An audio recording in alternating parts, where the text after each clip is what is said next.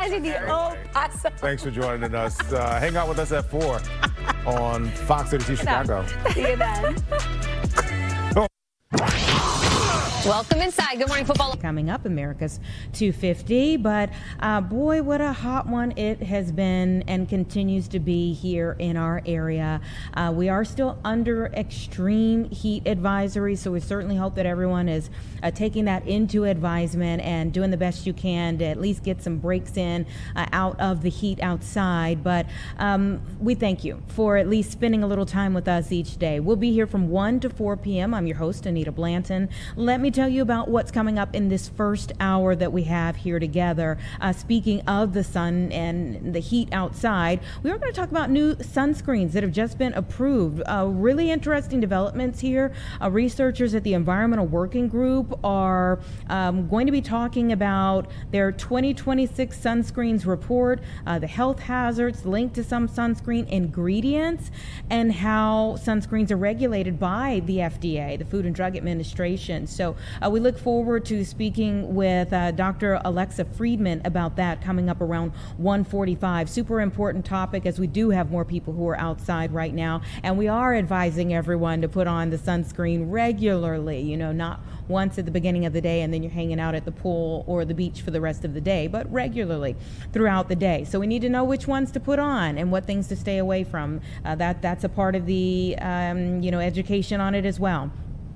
We also have been talking a lot about development and investment in Chicago's West Side, and the Missing Middle project has been one that we've watched as the conversation was coming up and the developers were kind of raising their hands. Many people who have grown up in Chicago, gone away for school, come back and said, I want to invest in the neighborhoods that poured into me when I was a kid. And so the Steens Family Foundation and Mayor Brandon Johnson broke ground this week on that Missing Middle housing development in North Lawndale. And we're going to speak with the West Side Community Group about this huge moment for the West Side. Love to see when things are coming about. We say that almost every day, that we see things that are coming and going, but it truly is a beautiful thing to see more things coming right now than the many times that we've talked about things that were leaving our area. So some investment that we're getting into around 1:30 for the West Side. Shortly, we'll talk about GLP-1s being added to Medicare coverage. That's huge as well for many people. And, we've seen different forms of these GLP-1s, not just the shot anymore, but, now there's a pill that people can take. But there's a cost to all this, right, that's associated with it. And so these terms of affordability and access, they are through lines for many of the conversations that we have. And so now there is a pilot program that is called The Bridge, that's going to allow eligible seniors with Medicare coverage to gain access to GLP-1s for obesity with a copay of $50 per month through this temporary program. So we'll get into the details of that. Maybe it's helpful for you at home, or maybe it's helpful for someone you love. Either way, we'll get the information to you shortly. But we're starting off here. I always say stories like this, they're hard to report, but at the same time important to note. When we hear about lawsuits or extremely disturbing claims of things that have happened in our area, we need to know what's going on, but they are more difficult subjects to tackle here. And that is where we're going to start here today with a coalition that is confronting Ford, the Ford plant in our area, over what they call a pattern of harassment, claims that have been made time and time again at the Chicago Assembly plant. They say kind of their overbridge is no discrimination, no retaliation, enough is enough. And we have Chiquita Hall Jackson, attorney Chiquita Hall Jackson with us, who is the founder of Hall Jackson and Associates, and also Ayanna Lynn, a former quality engineer for the Ford Chicago Assembly plant, who are both joining us right now. Thank you, ladies, so much for being here with us. Thanks for having us. We appreciate your time. I'm sorry that it's under these circumstances, but please do tell us a little bit more about what brings us to this point. What brings us to this point is a pattern of employees having been harassed, and that includes sexual harassment, racial disparity treatment, and several other mistreatments in the workplace, where they have raised those issues to human resources, their supervisor, and all the way up to labor relations, and still nothing is done internally. What is actually done is they're actually getting terminated at a rapid rate. So every time someone actually reports internally, then human resources and labor relations work together to actually terminate these individuals. And we are asking for a stop and some intervention from third parties, whether that's EEOC or any other third parties that can help make sure that this is no longer Ms. Lynn's story and beyond. Mm-hmm. And I mean, how frustrating is it to speak up but not feel like anything is being done? Well, thanks for having us. It's definitely frustrating, and this process is not easy. But I'm thankful for my attorney and our publisher here as well, Jasmine, for getting the media involved and getting the attention out that is needed to tell people that you do not have to be afraid to speak up. You are not alone. So it happened to me, and I'm here speaking up about it because I want to be heard and I want accountability done. Mm-hmm. When you say it happened to you, if you don't mind, tell us a little bit about your story, Ayana. So first, I am from Mississippi. I'm proud to say I'm from Mississippi. Coming here to Chicago was already kind of intimidating, coming from a small town and coming to a big city. So going through the process of harassment and filing the complaints, it was very difficult because I saw the things that was being done wrong.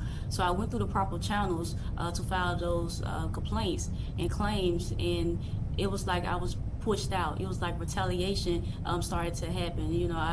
Overtime was reduced, things of that nature. Just I was treated unfairly, and others were treated better than me just because I was making those complaints. Hearing from one of the managers in the plant that I will be walked out because I made certain complaints, it has become very frustrating. That led to me having anxiety and meeting with a therapist and a psychiatrist as well. And Chiquita, what's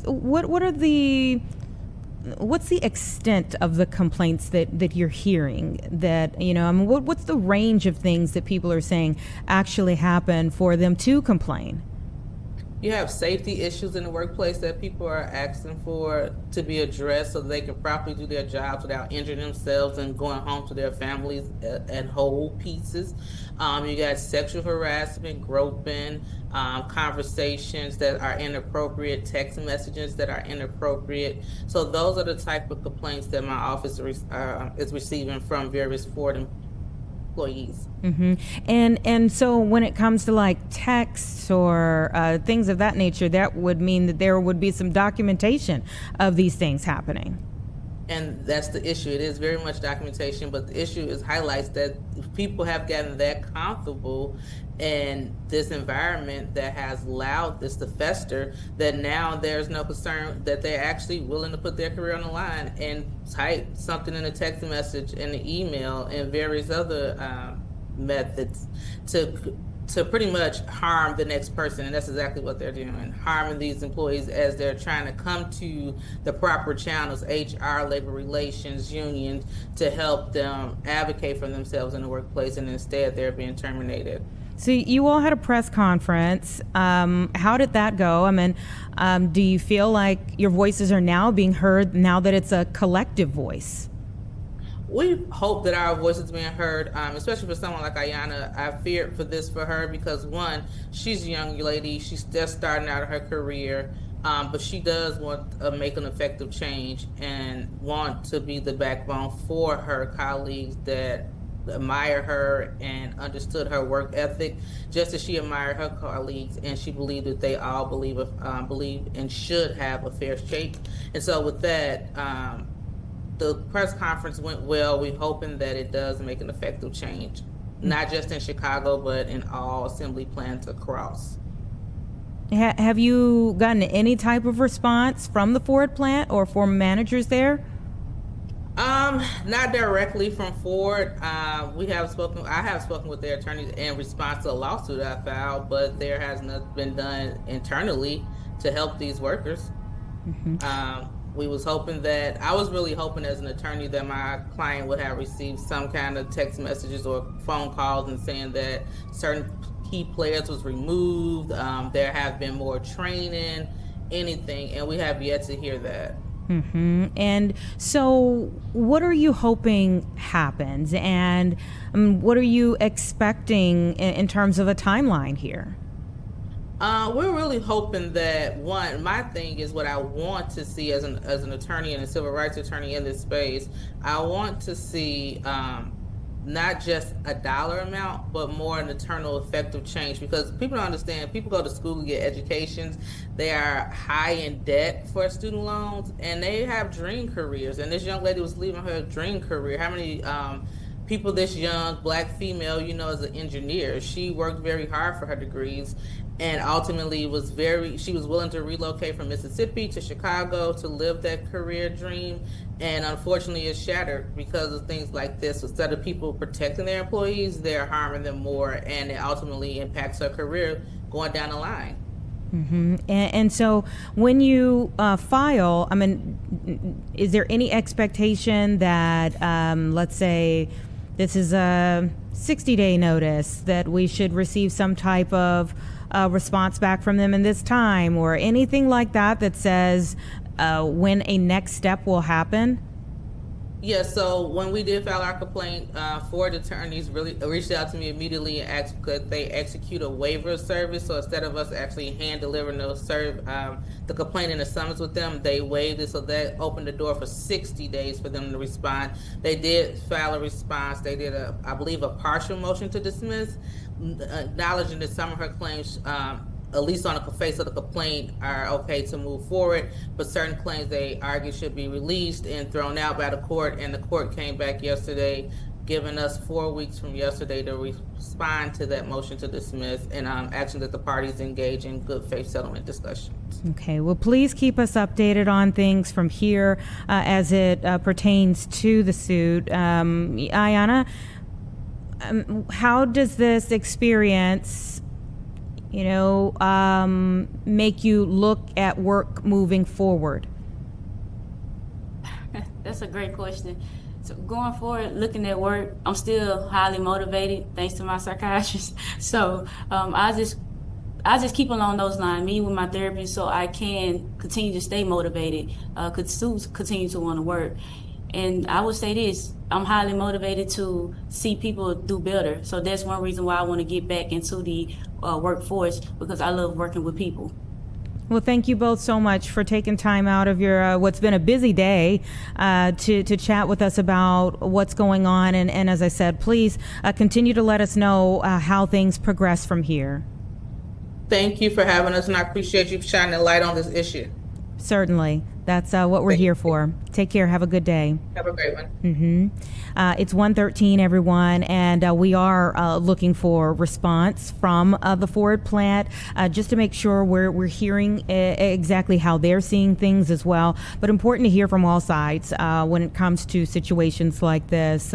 You would hope that everyone that enters a workplace would feel seen, heard, valued, and that their experience is top notch, but that's not what we're hearing from the workers there.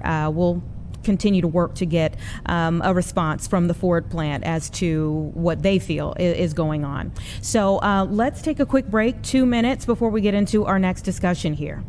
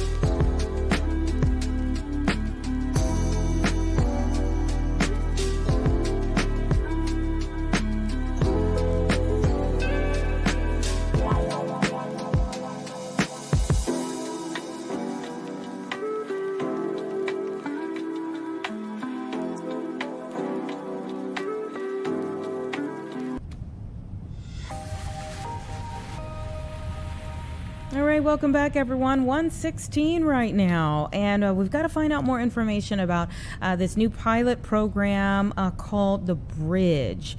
This is starting today to help eligible seniors have access to GLP-1s. We have Juliet Kubanski, who is the Vice President and Director of Program for Medicare Policy at KFF. Thank you so much for your time. I'm happy to be here. Tell me how this came about. Right. So right now, as people with Medicare may know who are interested in taking these medications for weight loss, the law does not allow Medicare to cover weight loss medications. That's because 20 years ago, when Medicare added prescription drug coverage to Medicare, we really didn't have very effective weight loss medications. And obesity wasn't recognized as it is today as a disease. So now we do have these really effective weight loss drugs, and the law still says Medicare can't cover them. But the government is stepping in with this new temporary program called the Medicare GLP-1 Bridge that will extend access to Medicare beneficiaries who are eligible for these drugs for weight loss at a $50 copay. And I mean, how much of a game changer do you feel this will be? It's a pretty big deal. The Medicare program, covers about 70 million people, and those folks have largely been left out of the market for weight loss medications who, they have relatively low incomes. These drugs are expensive. And if you go, through some of these direct-to-consumer programs, the monthly out-of-pocket cost can be $200 or $300 or even $400. That's a lot of money for most of us, but especially people with Medicare. Many of them live on relatively low incomes, a Social Security benefit check, maybe small pension, but just don't have a lot of extra money lying around to pay for these medications. So having access to GLP-1s for weight loss for the first time, it is a big deal. But, as I've said, it is a temporary program. It lasts for 18 months. It ends at the end of 2027. So what happens after that is still a bit unknown. Yeah, why that was going to be my next question. Why is it just a temporary? I mean, I can understand maybe dipping our toe in the water here, but why do you think it wasn't addressed from a more permanent standpoint? Well, the federal government, the agency that runs the Medicare program, can't change the law on its own.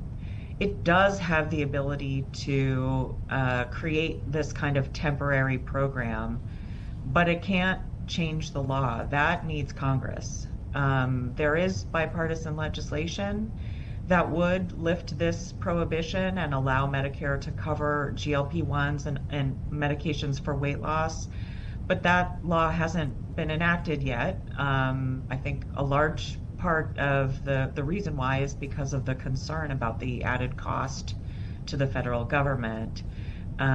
So, we have this temporary program that is good news for people with Medicare.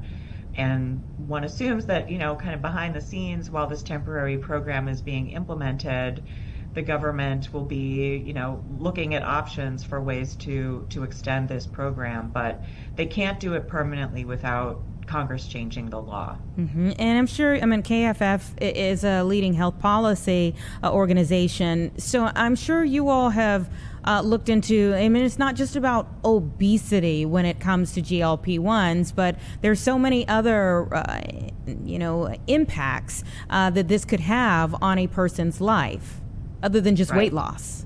Right. Well, and that is, I think as part of the recognition of obesity as a disease, we also have a recognition that weight loss isn't, for cosmetic purposes, that when people lose weight, they also see other benefits in terms of improved health outcomes and improved quality of life.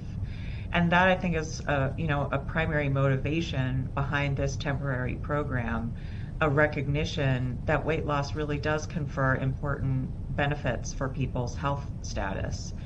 And so, the question is, what do we do on a longer term basis? This program will be in existence for 18 months, and it will certainly be helpful for people who are eligible. But, you know, the benefits of these medications are really only achieved if you are able to continue taking them. So ideally, people who are able to access these medications for the next 18 months are also able to continue on after the program is over with some other form of financial support, because these drugs are expensive and people will still need that additional financial assistance. Yeah, because I mean, with the Bridge program, it would be a $50 copay, but per month. And then, what would it be if they didn't have it? Again, right now, the out-of-pocket cost for people who might be purchasing these drugs from, you know, direct-to-consumer platforms, directly from the manufacturers, could be $200 for some doses, maybe $300 or even $400 a month. So substantially more than that $50 a month copay. So it's a really good deal for eligible Medicare beneficiaries, but it'll also mean that if that $50 price goes up to, you know, $200 or $300 or $400, it just might put these drugs back out of reach for a lot of people. Wow. And what do you think are some other like potential hiccups with the program? So one thing that people need to understand is it's not like you can just go get a prescription for a GLP-1 for weight loss, take it to the pharmacy and walk out with the medication. There's a prior authorization process that needs to happen to determine whether you're actually eligible to fill a GLP-1 prescription for weight loss through this program. So that needs to happen. People really should reach out to their doctors if they're interested in getting more information. Their doctors can help them assess whether they're eligible, get them that prescription. That goes to the pharmacy. The pharmacy does the prior authorization. In the background, that happens before the prescription is filled. So I think there's probably going to be, you know, a bit of bumps in the road as this program rolls out. Just because it's so new, I'm expecting demand for it to be pretty significant.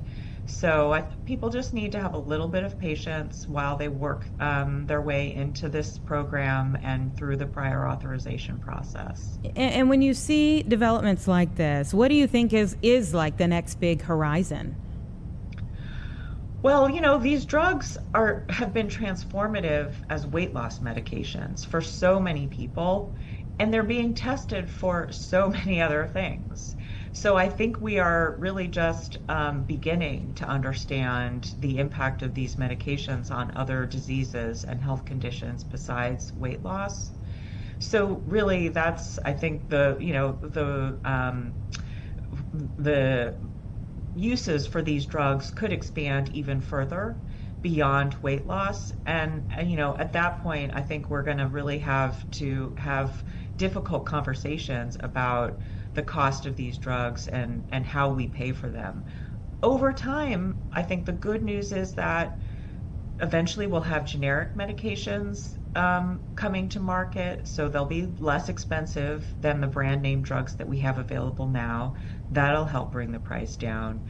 But, you know, we also might have more substantial demand as we see that these drugs are being used for many more things. So, you know, it just raises a lot of questions, bigger questions about the price of prescription drugs in this country and what we do to help people afford them.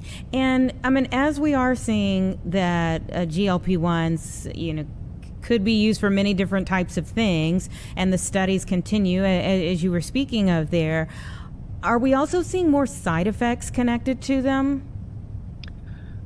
So these drugs have been around for long enough that I think we have a pretty good understanding of what the side effects are. You know, for some people, they might be quite bothersome. There's some, you know, gastrointestinal side effects that could be bothersome for some people.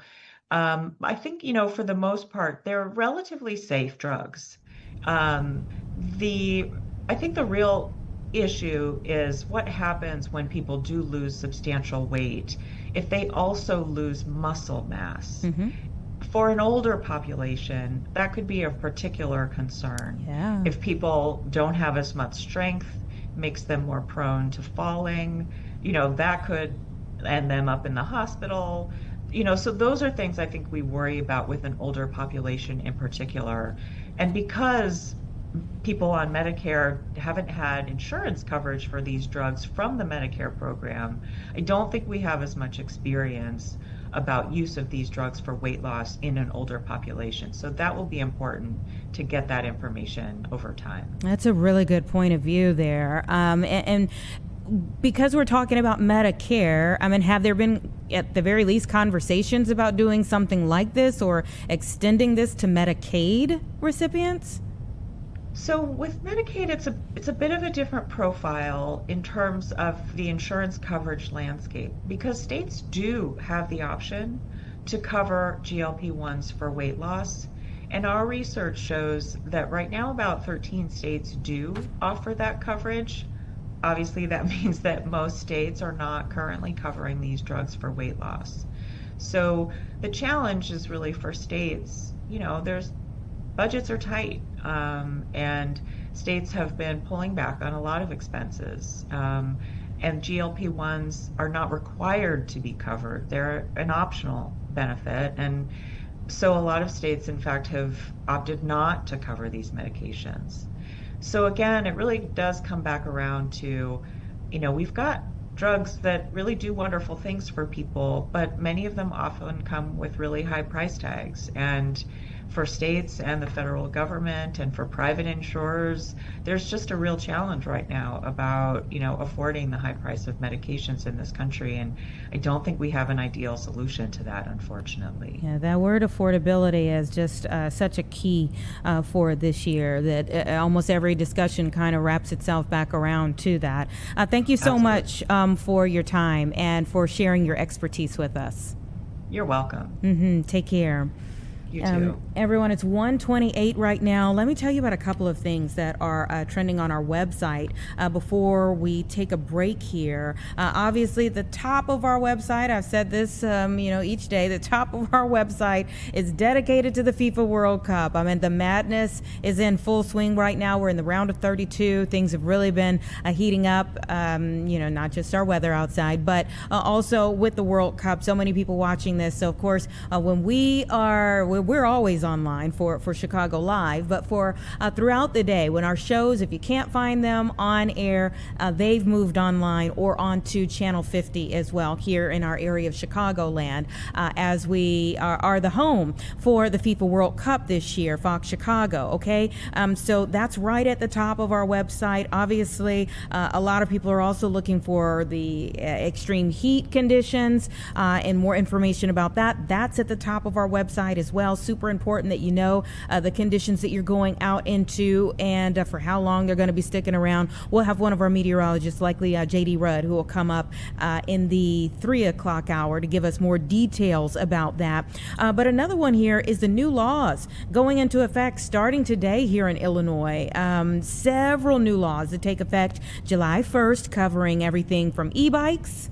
We've had several discussions on right here on the show about e-bikes and the new regulations, the push for new regulations, really to protect more people, to can honestly be the difference between life and death, but also young people as well, because these e-bikes, they can get up in speed, and then, okay, if they're on the road with other vehicles, or if they're trying to get on a sidewalk with people walking, there were a lot of different complaints that were raised over time. And so there are some new laws going into effect for e-bikes, also for AI generated cyberbullying. It's a totally different world that our young people are dealing with right now. Honestly, cyberbullying can happen to adults too, but primarily, what we're looking at is the young people who are experiencing this day in and day out, the type of ideations that can come from this type of stuff. And so those laws go into effect today. There's some changes that include new rules for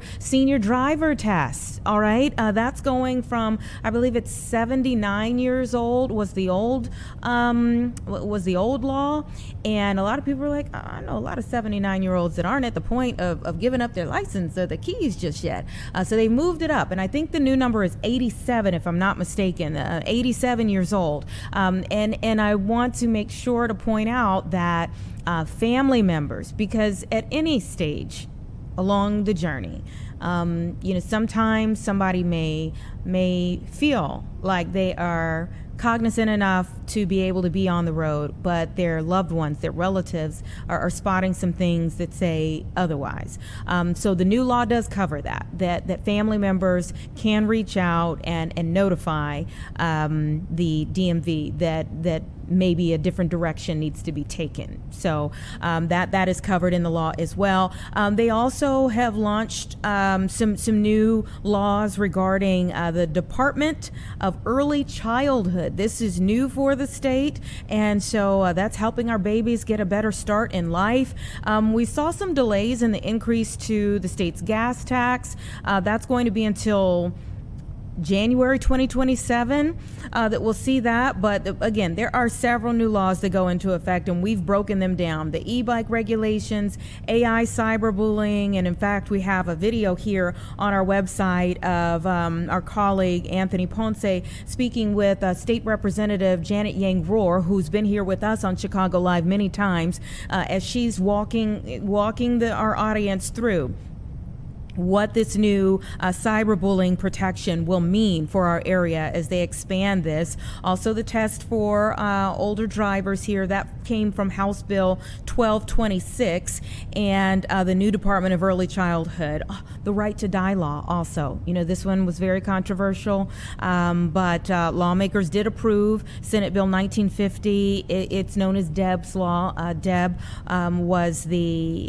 Robertson was a suburban woman who brought this forward. She was faced with a rare terminal illness, and she advocated for this change. Again, it has been very controversial. There was a lot of discussion about this, but it did pass. It did pass. And so this law would give adults the option, if they are diagnosed with a terminal condition by two physicians, to have, say they have the mental capacity, going back into that, to make medical decisions, that they are informed and can make the decision to end their life.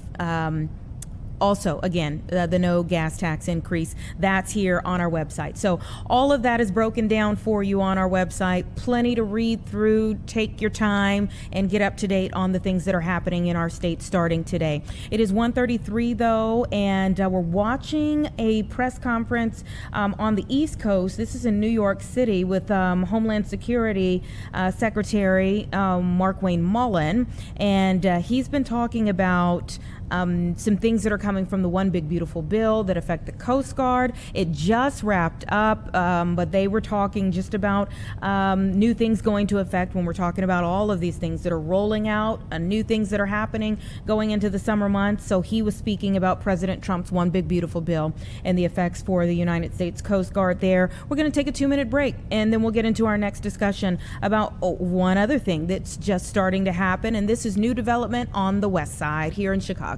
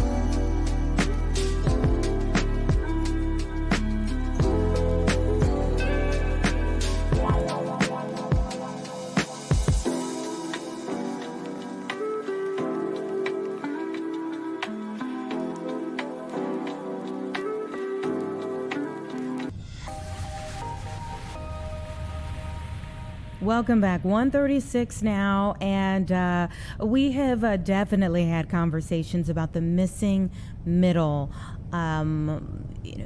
The efforts to invest in the west side of Chicago, and the housing plan, the development plan, the investment plan for the west side of Chicago. And we have the West Side Community Group represented here on the show today.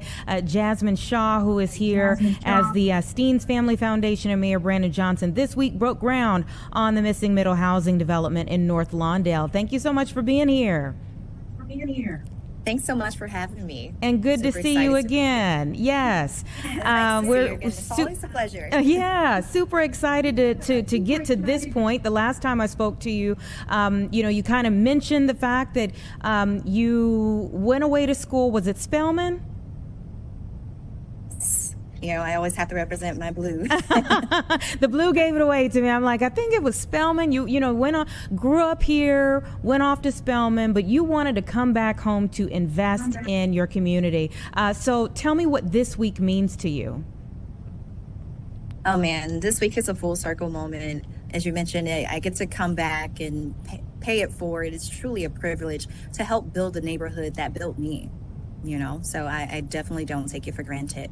It's a very exciting thing that we're seeing happen right now in North Lawndale. We have so many amazing new construction bills that are going up. There's an organization right before mine that has already broken ground and completed 7 new construction 2 flats. We're completing 9 3 flats right down the street. So there's immense development happening right now. So much opportunity in North Lawndale, and it's for owner occupants. So get excited for the community residents. This is a great opportunity to leverage these properties to start truly building generational wealth. Yeah, walk us through what happens from here. Yeah, so we broke ground.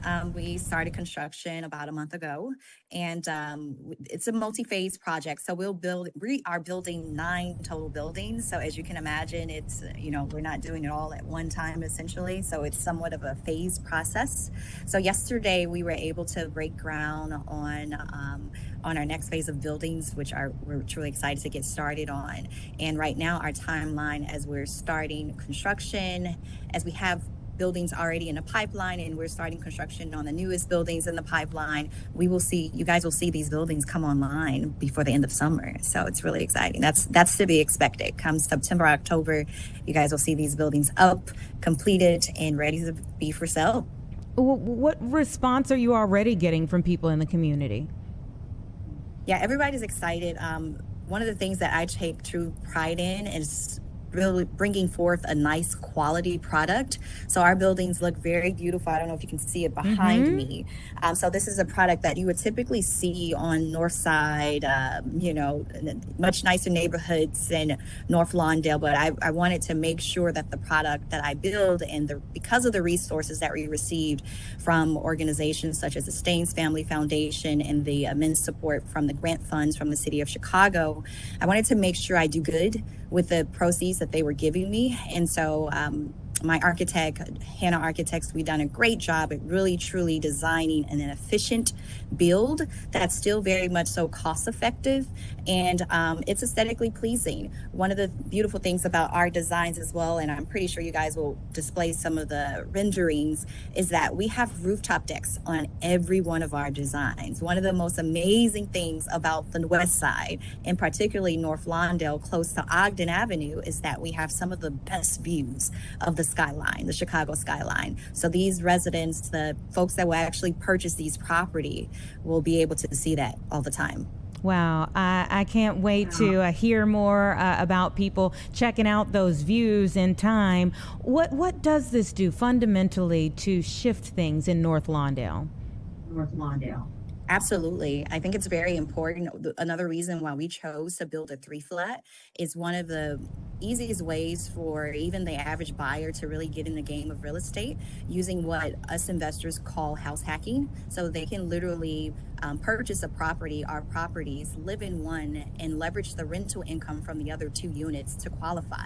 So a lot of folks may think they don't qualify to purchase a nice building like that, but you actually can, because it's a 3-family unit. and you can do something called house hacking.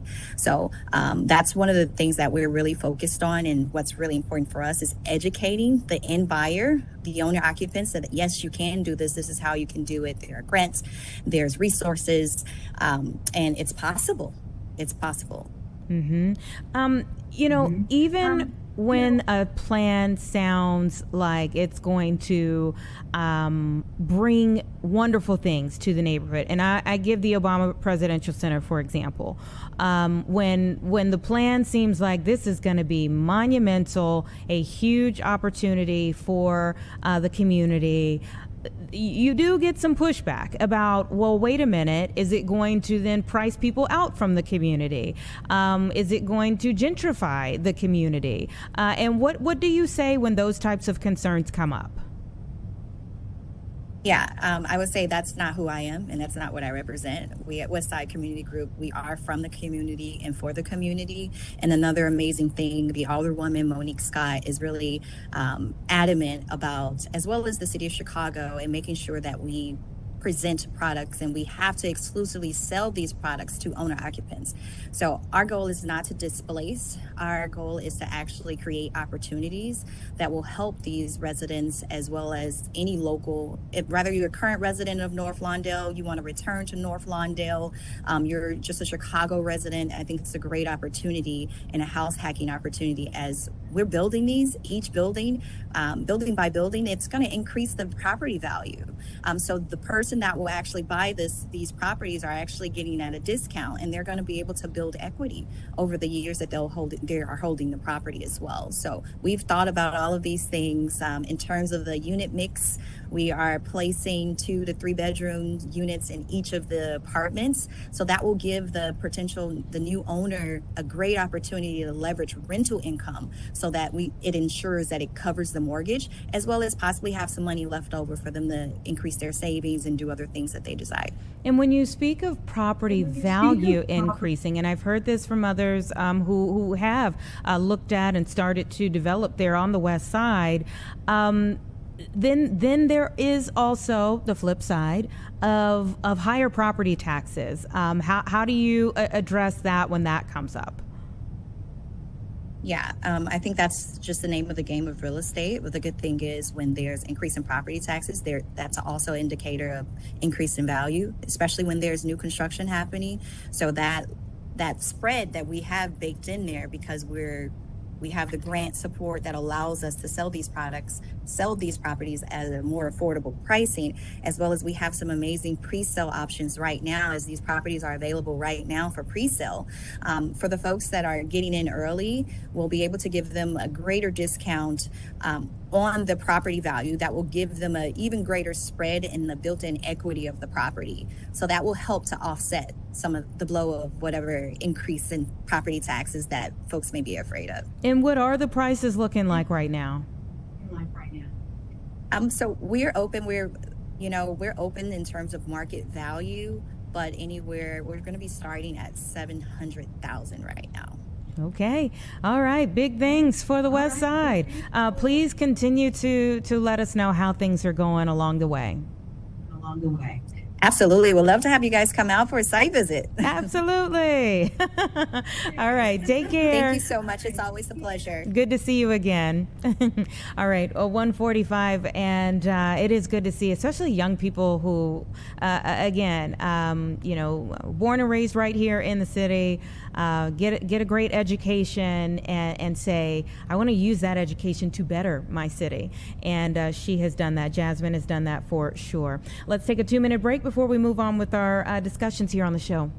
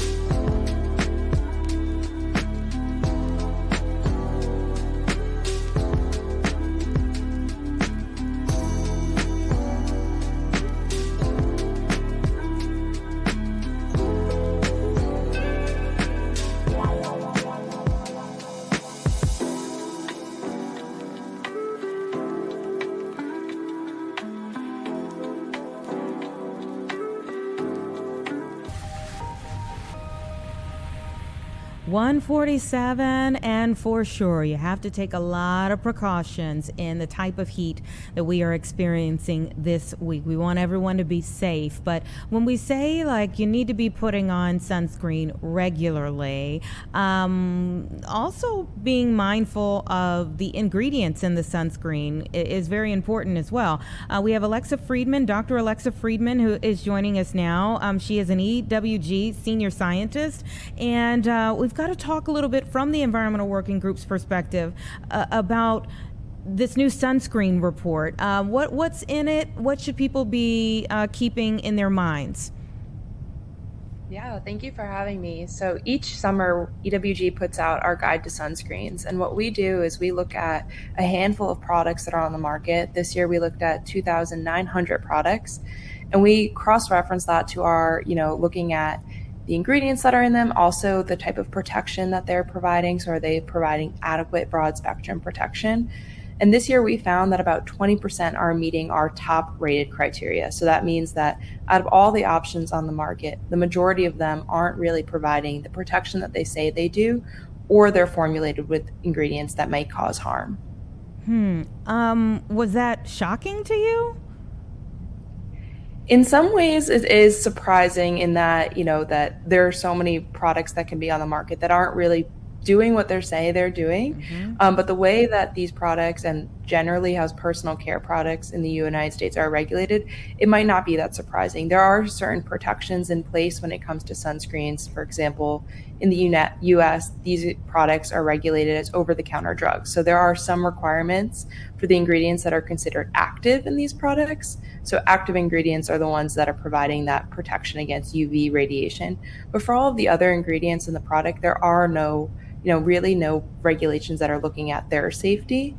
And in terms of, adequate protection, so broad spectrum protection and SPF labeling, the US doesn't have a lot of in place currently to make sure that the labeling of these SPFs or the broad spectrum are really meeting the mark that consumers deserve.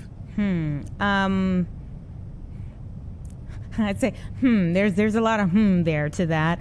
And so the FDA did approve earlier, it was not that long ago, a new ingredient for sunscreen, correct?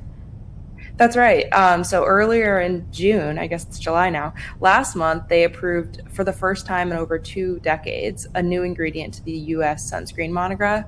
So that means for the first time, the US will have access to one of those new active ingredients. And what's exciting about this new ingredient is that it has robust safety data attached to it, as well as it provides strong broad spectrum protection. So what that means is that it's preventing it's protecting against those rays that cause sunburn or UVB rays, but also the rays from the sun that penetrate more deeply into the skin and are associated with things like immune suppression or signs of skin aging. And both types of these radiation can increase our risk of skin cancer.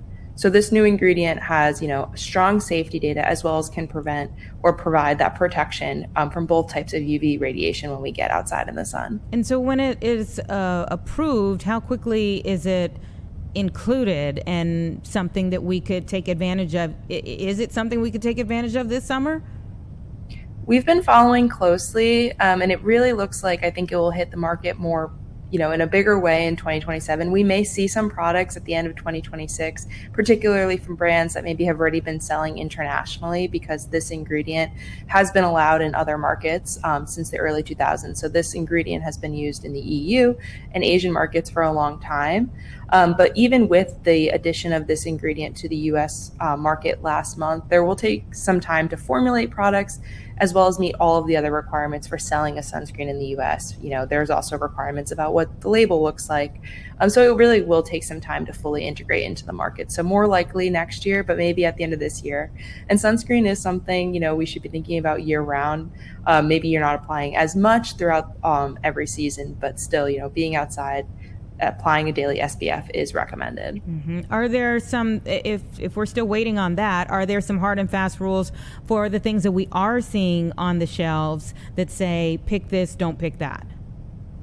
Yeah, so, as someone that even works in this space, I do reference our EWG's guide to sunscreens when I'm looking to make a choice, if I'm running out or looking for a new sunscreen product. But sort of my go-to tips when I'm in the aisle is looking for a product that has that broad spectrum protection. So it should be labeled as broad spectrum. Also an SPF of at least 15 or 15 to 50. Some of those higher SPF products can be slightly misleading in terms of the amount of protection they're providing, and they tend to have less UVA protection. So again, that's protection from the rays that don't cause sunburn but cause some of those other health impacts that I mentioned earlier. And I also tend to stick to a lotion or a stick. The sprays can definitely be convenient, but they can lead to inadequate protection or coverage. It's hard to tell how much you're applying. And there is some concerns about certain ingredients when when you can potentially inhale them after using the spray. Is there a shelf life? Like, I mean, if you've had it for a while, should you get rid of it, or can you keep these things for a while? Like, if you had it, let's say you didn't run out of your sunscreen from last summer, or I mean, I know you said we should be using it around the year round, but let's say you've had it for a while. Is there a shelf life to sunscreen? Sunscreens do have an expiration date, so I always recommend checking that. So if you have one from last summer and you're looking in your bag and it's still, within its best use date, then you should feel safe using it. It should be good through its expiration date. But if you start to put it on your hands and either it looks like it's separated, so maybe it doesn't look like a full cream, either it's like a little oily, that can mean that some of the ingredients have broken down. Or if you do put it on and it's starting to feel grainy, that would be another sign that I would suggest, buying a new sunscreen, even if it's within that expiration date. So, it should feel good when it's being applied on. It should not, break down or feel grainy, but it also should be within its expiration date.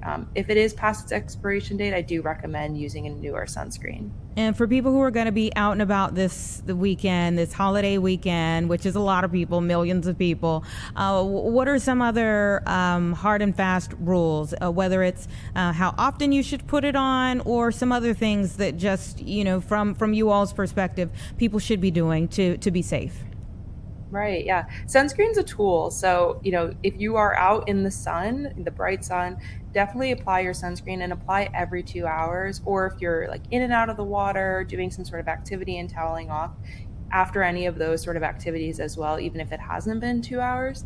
But especially this weekend, it's going to be very warm, very hot, depending on where you live. But, finding shade or making it, if possible, which maybe not on a holiday weekend, avoiding those peak hours of sun. So trying to minimize your time between 10 and 4 p.m. outside, because those are some of the stronger times where that UV radiation, but also covering up, wearing hats and sunglasses or loose fitting clothing, if you can, is another tool for preventing, some of that exposure to that UV radiation, and definitely staying cool and staying hydrated, especially with how hot it's going to be this weekend. And for you all's 2026 sunscreen guide, give us an overview. How do you all break things down? I mean, is it just straight up a list, or are you doing some breakdowns of things? Yeah, so if you go to our website, ewg.org/sunscreens, you'll be directed towards our top rated sunscreen guide. You can look for, your regular recreational or beach sunscreen, but we also have lists for daily sunscreens or daily SPF products, a list of products that are recommended for babies and kids, as well as for folks that are looking for, options of sunscreens that maybe don't have mineral filters, or some of those that tend to leave a stronger white cast. We also have our top rated picks for non-mineral sunscreen products. So there's a variety of different ways you can utilize the guide to find a sunscreen that would work for you. And the website is? ewg.org/sunscreens. All right. Thank you so much for coming here on the show. We appreciate it. And I hope that people will take your words under advisement and make sure that they are enjoying their time outdoors safely. Thank you. Stay cool this weekend. All right. You take care. Thanks. And it's just so important for so many reasons, whether, again, it's hydration, just the sun exposure itself. But we've even talked this week, especially with the heat wave that we've had, about the issues that can come. You don't have to, with the type of heat we are experiencing this week, you don't have to be directly standing in the sun to have issues.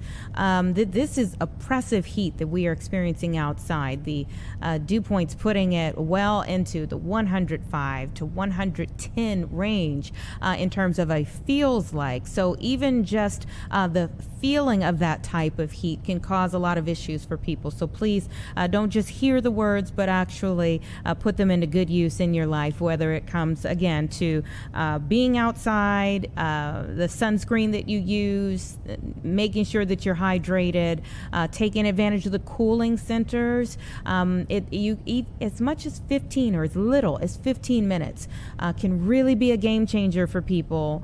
Just stepping inside for some AC for 15 minutes. It can be a huge game changer for people. So don't just hear the words, but actually put them into practice when you are out and about. I don't want to take the fun away from the holiday weekend, but just want everyone to be able to celebrate the holiday weekend again next year.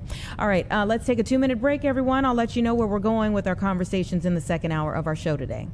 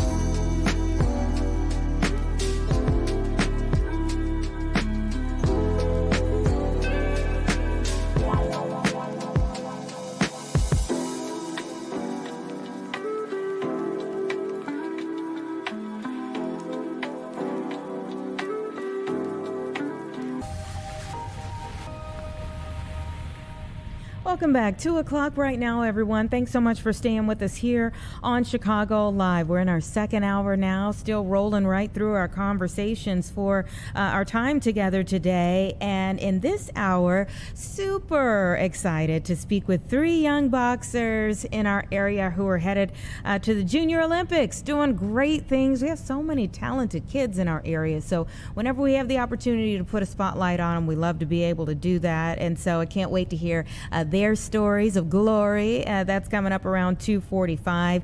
About 2:30, we should be hearing from our 5 p.m. producer so that we can find out what they are feverishly working on downstairs to get ready for our evening broadcast. 2:15. This is a topic that our meteorologist has brought up in the past couple of days. If you have been driving around Illinois in the last week, or let's say the last maybe 2 to 3 weeks, it's been such a striking contrast of driving past these, fields and just seeing water in them, or just seeing like, okay, well, at some point in time, something's coming up here, and then all of a sudden, corn, and it just sprouts up so fast, and it's so big. It feels like it comes out of nowhere. I'm sure, for those who are in the life day in and day out, they know exactly when to expect the corn. But if you've been driving around downstate to Chicago, through and through suburbs, that kind of thing, it does feel like it just popped out of nowhere. Really interesting things that happen that we want to learn more about when it comes to corn sweat. Yes, extra moisture in the environment as a result of that corn now sprouting up. And so Casey Cronus is on that story today and getting quite the lesson. And so that's not too long from now when we should be hearing from Casey if she's out and about. But we're starting our discussions here with a frequent topic for us here in Illinois, but also throughout the country. And that is data centers. Not just data centers, but new power sources for all of the data centers that are popping up. And it brings us to a discussion about nuclear reactors. Here in the U.S. and Canada, there is a push for them. And we have the SVP of Policy and Public Affairs at the Nuclear Energy Institute who is joining us, John Kotek. Thank you so much for your time. Thanks for having me. When people hear nuclear reactors, they're like, wait, what? Explain what we're dealing with here, what this push is really about. Well, first of all, for you there in Illinois, you're actually host to the largest number of nuclear reactors of any state in the United States. You've got 11 nuclear reactors in the state. All told around the United States, we've got 94. They provide just shy of 20% of the total electricity we use here in the United States. They're valued for the fact that they provide electricity around the clock, 24/7, 365 for between 18 and 24 months between refuelings. They provide a lot of local jobs. They generate electricity without significant air emissions. And so, as folks are looking for increasingly clean sources of power, they're very valuable, and they provide really a strong base of reliable, secure power that is increasingly valued here in the U.S.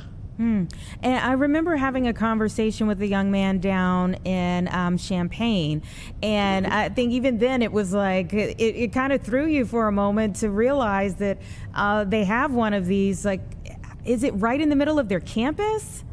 That actually pains me a little bit. I am a graduate of the University of Illinois nuclear engineering program, top 5 program in the U.S. and growing. They had a reactor, a small test reactor on campus, but it closed in the 1990s. They are talking about bringing another one back to serve as both a research and training tool, but also as a source of heated power on campus to replace, or at least partially replace, a coal-fired facility that they have there in Champaign. Yeah, so you're like, you must have come right in the middle of that, and you're like, why didn't I get the opportunity to work on something like this? I got to sit at the controls of that test reactor back in the day, and that was a great part of my education. I'm glad for it, and I hope future students have the same opportunity. That's very wonderful of you to want them to have the same opportunity, for sure. We have so many discussions, though, about concerns when it comes to data centers, especially when it comes to the pull on power, water usage, noise, things of that nature. How could this change some of those concerns or address some of those concerns? Yeah, so it is an important conversation to be having right now.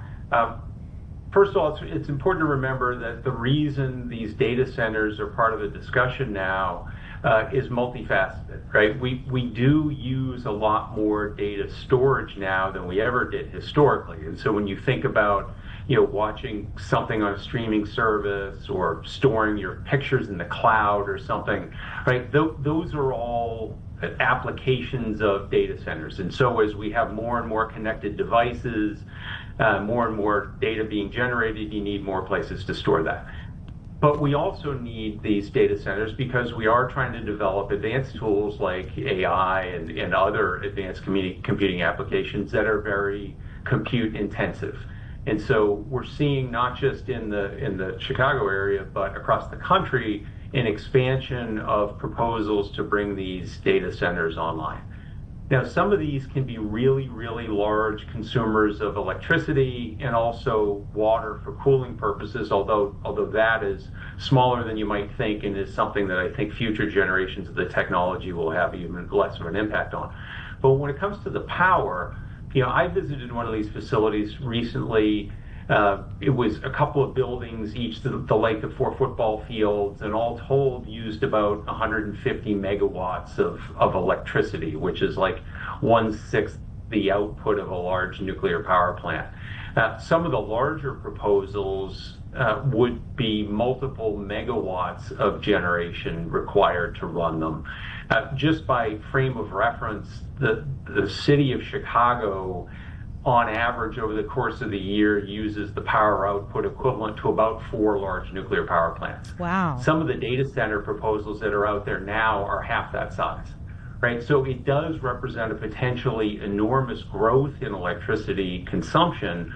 You've got to meet that in a way that provides for grid reliability and sustainability. We've got to make sure that we can do this in a way that it is sustainable over the long term. We also have to do it in a way that it doesn't have an adverse impact on people's electricity rates. And that's why you're seeing more and more policymakers looking at tools that they can use to ensure that people's rates don't go up as these big power consumers come into their region.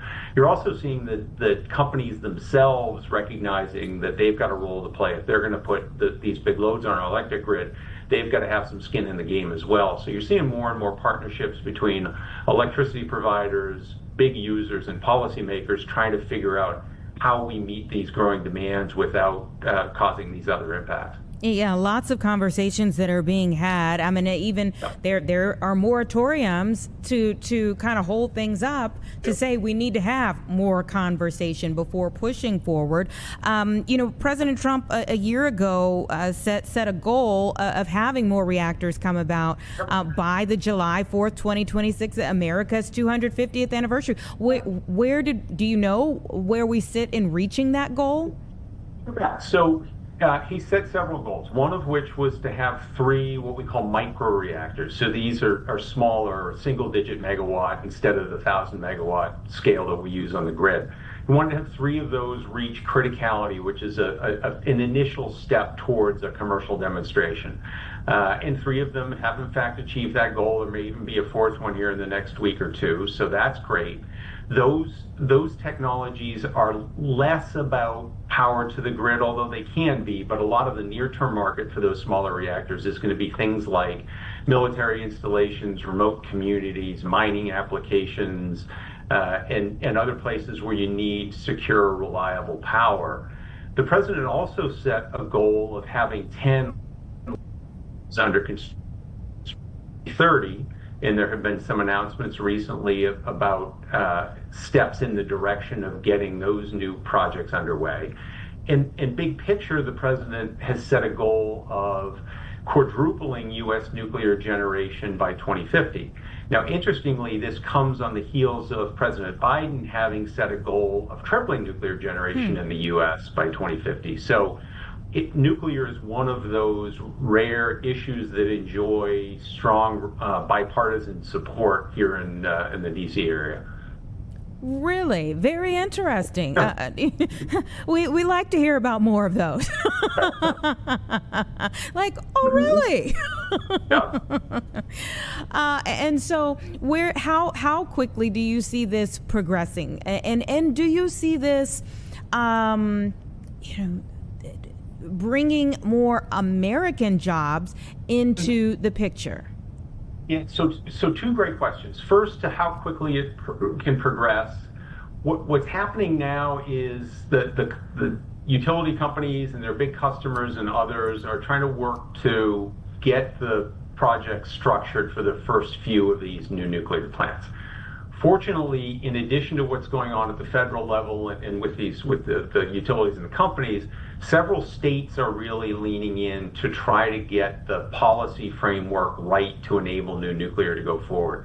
And I got to give a shout out here to Governor Pritzker, who, in addition to signing a piece of legislation recently that lifted a remaining moratorium on nuclear construction in Illinois, he's also established a goal of getting 2 gigawatts, so think 2 large nuclear reactor projects into the state on top of the 11 reactors, 12 gigawatts of generation you already have.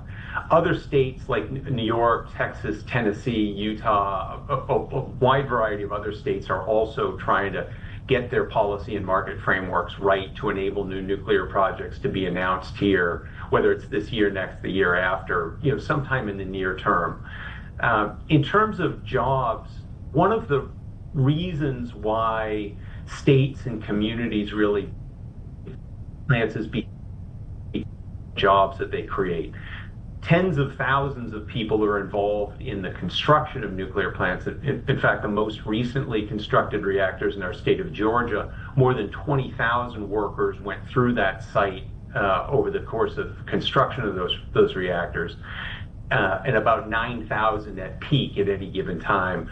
After the reactors are built, something on the order of 500 people will operate each reactor. And that's why the communities there in Illinois, for example, were such strong supporters of the action the state took about 10 years ago to preserve the operation of the reactors in the state of Illinois, to ensure that they're around for the long term.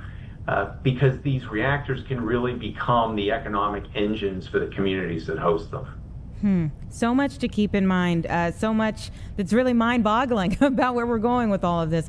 Thank you so much for your time. We appreciate it. Nita, thanks for having me. All right, take care. 2:13 right now, everyone, and it is just very interesting to learn something new every day, right? About things that are happening and conversations that are happening that will impact us for many years to come. Let's take a 2-minute break, everybody, before we talk about corn sweat.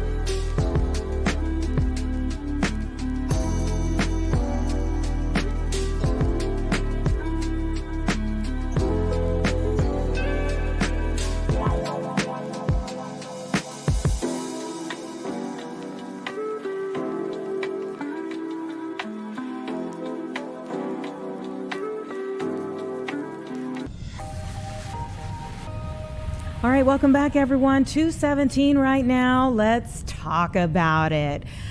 Corn sweat. It is such an interesting topic, but really it revolves around our region's heat. And it's just an interesting phenomenon that happens for us. And so we have Casey Cronus, who's on the story today. Casey, take it away. Hi, Anita. You know, it really is such an interesting topic, and it's really picked up in popularity over the last several years as people have been talking about it more and more on social media. But during weeks like what we are experiencing in Chicago today, yes, it is true that corn crops can actually contribute to the stickiness and the mugginess that we are feeling outside. Now, that's not the only reason, of course, it is just a small part, but because we have more than 11 million acres of corn crops in Illinois, it definitely is a contributing factor. So what happens during this Midwestern phenomenon is that, like most plants, corn transpires. It's a process called transpiration. So it sucks up water from the ground as it is working to grow. Peak growing season is right now. And after it sucks up that water, at a certain point, those plants then release the water back into the air. So here we are in peak growing season, and the corn is certainly sweating, in simple terms. And because of that, we are feeling just a little bit more humidity in the air than we would if we didn't have all of these corn crops around us. We did speak with the state's climatologist, Trent Ford, to talk more about this process, and he does a much better job of explaining all of it. And you can hear from him coming up today at 4 and 5. But we are out at Klein Creek Farm in West Chicago. It's a DuPage County Forest Preserve property, just to get some video of the corn crops that they have here. And that's where we will be for the rest of the afternoon. Okay. I mean, when you're getting this education through your interview, what was like maybe the piece of information that really stuck with you the most, where you were like, wow, I never would have thought? Well, you know, it's funny because it kind of brings back up memories from school, right? When we're learning about the plants and the process of transpiration, and these words are familiar to me when he's kind of explaining all of this.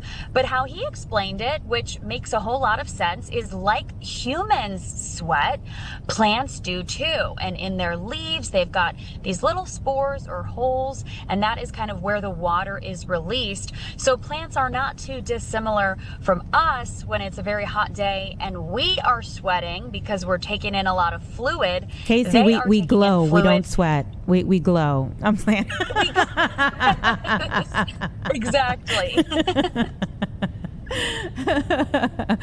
It is just, I mean, it's one of those things. It does. You are so right that it makes you feel like a child again, like you're back in a classroom. I think about like 4-H. I'm like, did I learn about this? Like, right. And it's nothing new. It's so true. And it's, you know, it's really interesting, and it's a great reminder of just what's happening all around us, in Mother Nature and with our agriculture here in Illinois. So really just an interesting phenomenon that, you know, we tend to kind of forget about until we get weeks like this, and it's like, oh yeah, wait, this is a thing. Yeah. And how have you been out? I mean, you're in the AC right now, I can tell, but how has it been? I'm happy to have this break to chat with you in the car. Our photographer's outside still working on getting some video, and boy, it is a scorcher out there. It's hard to be outside for long periods of time, so we've been kind of popping in and out of the car to take our water breaks, and pretty soon here we will start editing for 4 and 5. Good. I'm glad you all are taking some safety precautions. I mean, did the experts really talk about, again, I give this example just because I've been going, you know, from Chicago downstate a lot over the last few weeks, but about how quickly this ramps up. You know, what's interesting is I looked back because we did a story about corn sweat a couple of years ago, and that story was in August. So this isn't something that'll happen overnight and then be done with. This could continue on for several weeks. It really depends more on the stage that the corn crop is in during growing. So that also depends a little bit on region. Some crops planted earlier than others, depending on where in the state you are. So as long as the corn is in this process of reaching that maturity, this is still possible. So it could go on for the rest of the summer. Very interesting. I think hopefully no one's playing a drinking game of how many times we've said interesting, but it really is. It is. It is. It really is. I think about there was a TikTok, or it was like a some type of social media viral video a couple years back with a little boy that was like, "It's corn," and I'm like, yes. He talks about how corn is the best thing ever. I think he was at a state fair, perhaps, Yes. and it is the cutest video. It is. It absolutely is. All right. And as you're out there, are you feeling a little more like you're not going to look at the corn the same now after you learn these things? Absolutely not. And you know what the climatologist shared is that if you walk into a cornfield, that sometimes you can even tell the difference when you exit the cornfield, just the humidity level, which I find so fascinating. Unfortunately today, because Cline Creek Farm is technically closed, we can't actually walk through the cornfield, but the next time I venture out and end up near one, I might have to try it myself. Oh yeah. Now, that is intriguing as well. To think about. I mean, I wonder how far you have to get from the field after you've been in the field. How long you have to be in the field to really fully grasp it, and then how far away from the field you have to be to feel a difference. Feel a difference, right? He said a lot of people notice this when they are working and helping to actually farm the fields, that they'll notice a difference after just exiting the field. So I don't think you have to get too far. It's just kind of that difference in being surrounded by it and then just kind of stepping outside of it. Oh. Again, I mean, I was speaking about nuclear reactors moments ago, and here I am. I mean, I'm fully engrossed in this conversation about corn sweat. It is quite the phenomenon. Thank you so much for educating us today, taking us to 4-H and our ag reporter for the day. You're so welcome, Anita. Always great to chat. Great chatting with you too. Oh my goodness. 2:25. Oh, there's the video. Have a bite. What else are your favorite things? I play a variety of games. Hide and seek, tag, double lava mommy. I really like corn. What do you like about corn? Ever since I was told that corn was real, it tasted good. Did you think corn wasn't real? But when I tried it with butter, everything changed. That's it. Did you? They're the best. Because it's just so darling. It is. And then everyone took that video and then made their own videos with it. It's corn. It's corn, and when I found out it was real, and of course butter makes everything better. I am with you, kid. Yeah. Everybody over here was like, yes. Now we're all hungry, I know, and we still got a ways to go. Thank you so much, Casey. We appreciate it. It's corn. Let's take a 2-minute break, everyone, and we're gonna try to, get the giggles all out of our system, but we just love it. I mean, it's corn. We're back in 2 minutes.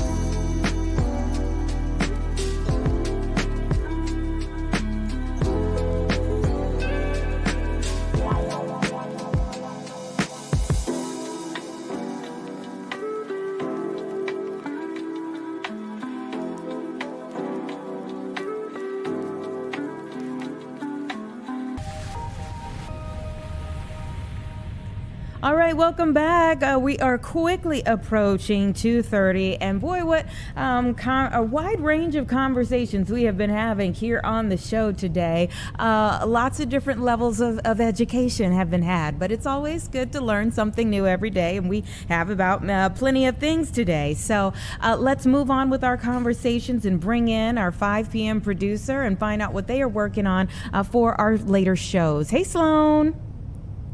Hello. Okay, So you're today- matching your background. Oh, I am. Feeling very summery today. You are. What do you all have going on? So Joni is working on a story from the Department of Justice. So today there was a press conference where Acting Attorney General Todd Blanche announced that 8 alleged Tren de Aragua gang members were charged in Illinois and Texas for murders.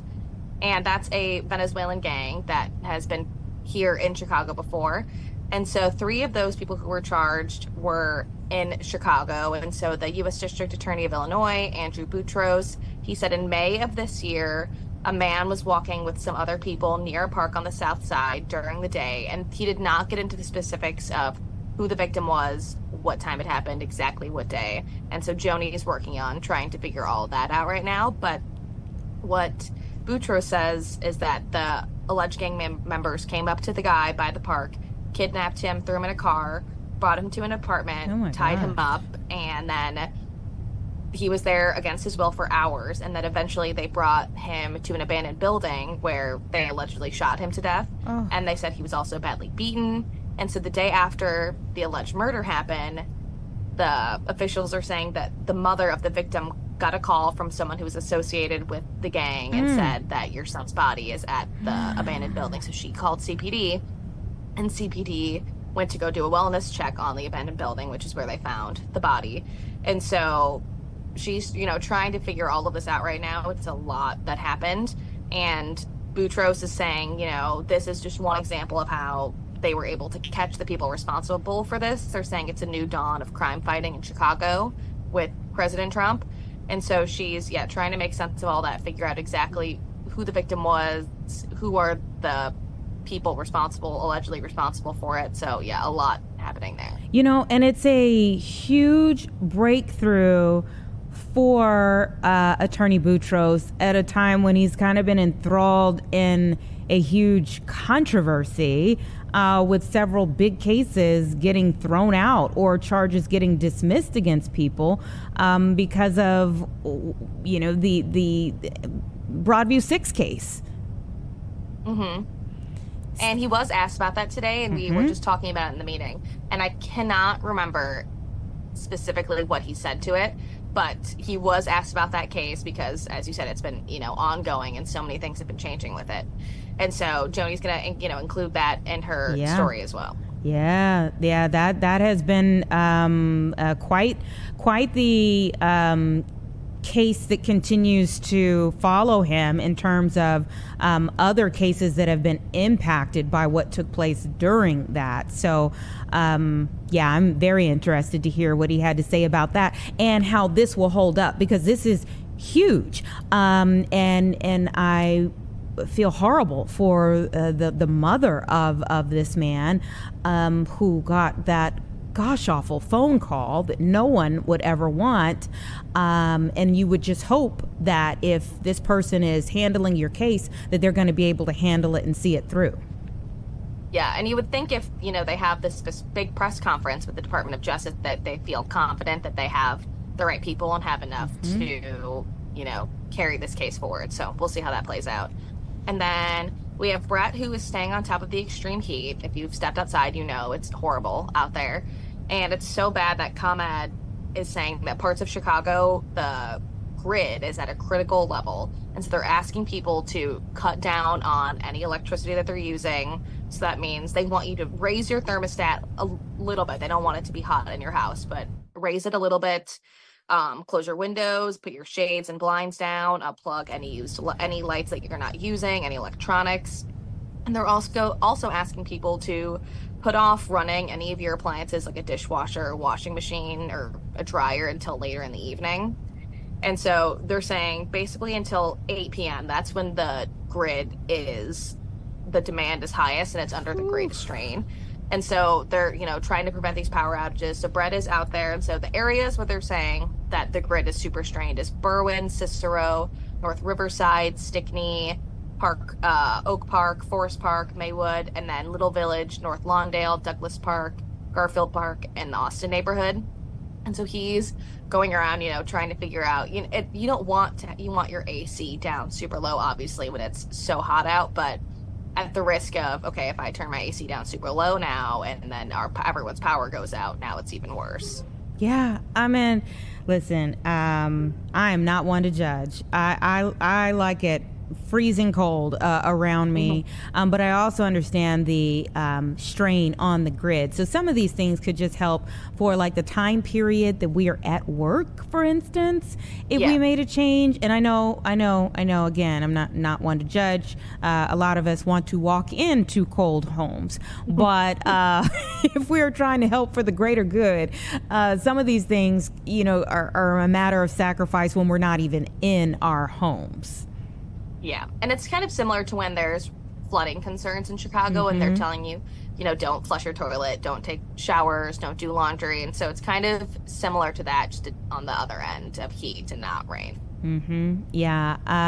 And how quickly, this is the extent of the issues we are going through this week, that they would have that type of strain on the system, and we're at Wednesday.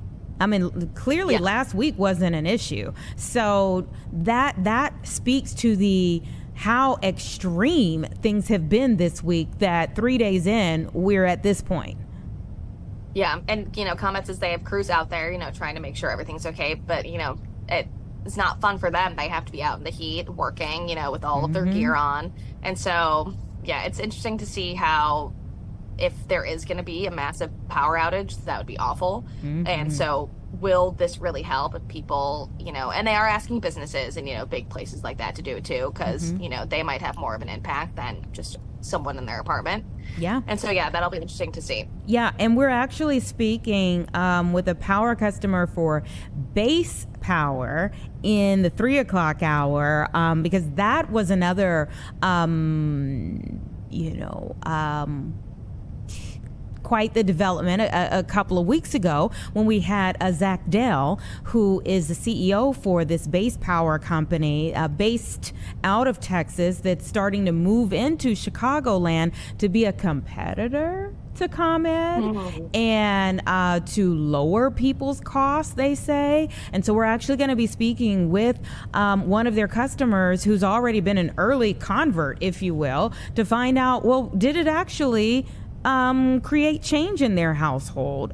So it's interesting. When you have these major corporations that kind of have a monopoly on an area for so long, when you get a little competition into your area, what that does for people. Yeah.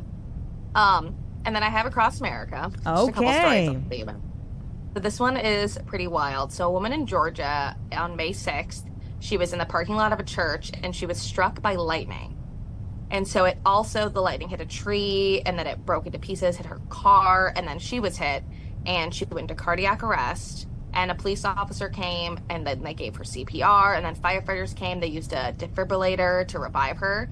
And so this week she was able to meet the people who saved her, which is amazing. And she had a great quote. She said, "I'm not sure why God saved me. I feel like my life still has purpose, and I hope I can fulfill that. It's probably to help someone. Maybe it's to help one person. I don't know."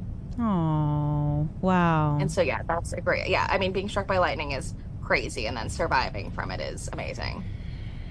What a story. What a story.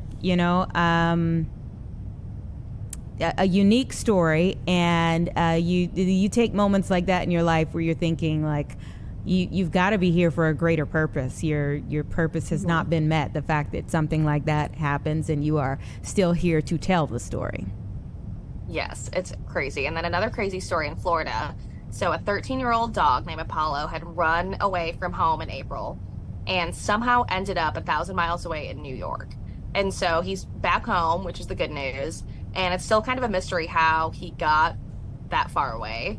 the family said when he first went missing, someone did find him near their home and like went to one neighbor's house and asked if this was their dog, and they said no, and then whoever found him ended up just taking him. And so they were a little upset about that, but you know, he is back home now, so that's the good news. And the mystery got even more sorry, there's people walking by. Oh, I was right getting now. concerned for you. I was like, what's going on? It's just my friend Terrence Lee. Oh, hey, T. Lee. Okay, Bubba, you doing fantastic. You know, there's like a huge wall of windows here, so every time someone walks over, my eyes dart over there. Anyway, as I was saying before I was so rudely interrupted, they got a call from an animal shelter in Long Island, and they had scanned the microchip of the dog because he was found wandering the streets of New York. And they said that he had a name tag that was Yuri, and his name is Apollo. So that's even more confusing. He was clearly must have been with someone else. And so the family, you know, said after everything, they're just happy that they have him back. They never got rid of any of his food or his toys. And so, yeah, the dog owner ended up flying to New York to bring the dog back. And so, a scary story, crazy story with a happy ending. And how long did it take? That was in April, and then they just got him back home. I think last month, technically, yeah. Well, what a commercial for microchipping. Yeah. And they also want other people, like if you do find a dog, instead of, you know, you can go and ask people nearby, but also go and see if they have a microchip before you just kind of take the dog as your own. Yeah, there's that. You know, and it is an important story to air this week, especially because this is one of the times when more animals do end up missing because of the fireworks. A lot of animals that may be outside. I mean, most vets would say bring them inside if they're outside primarily, or at least have some way that they can be away from fireworks that are happening, because it will cause them to kind of be off kilter and scatter.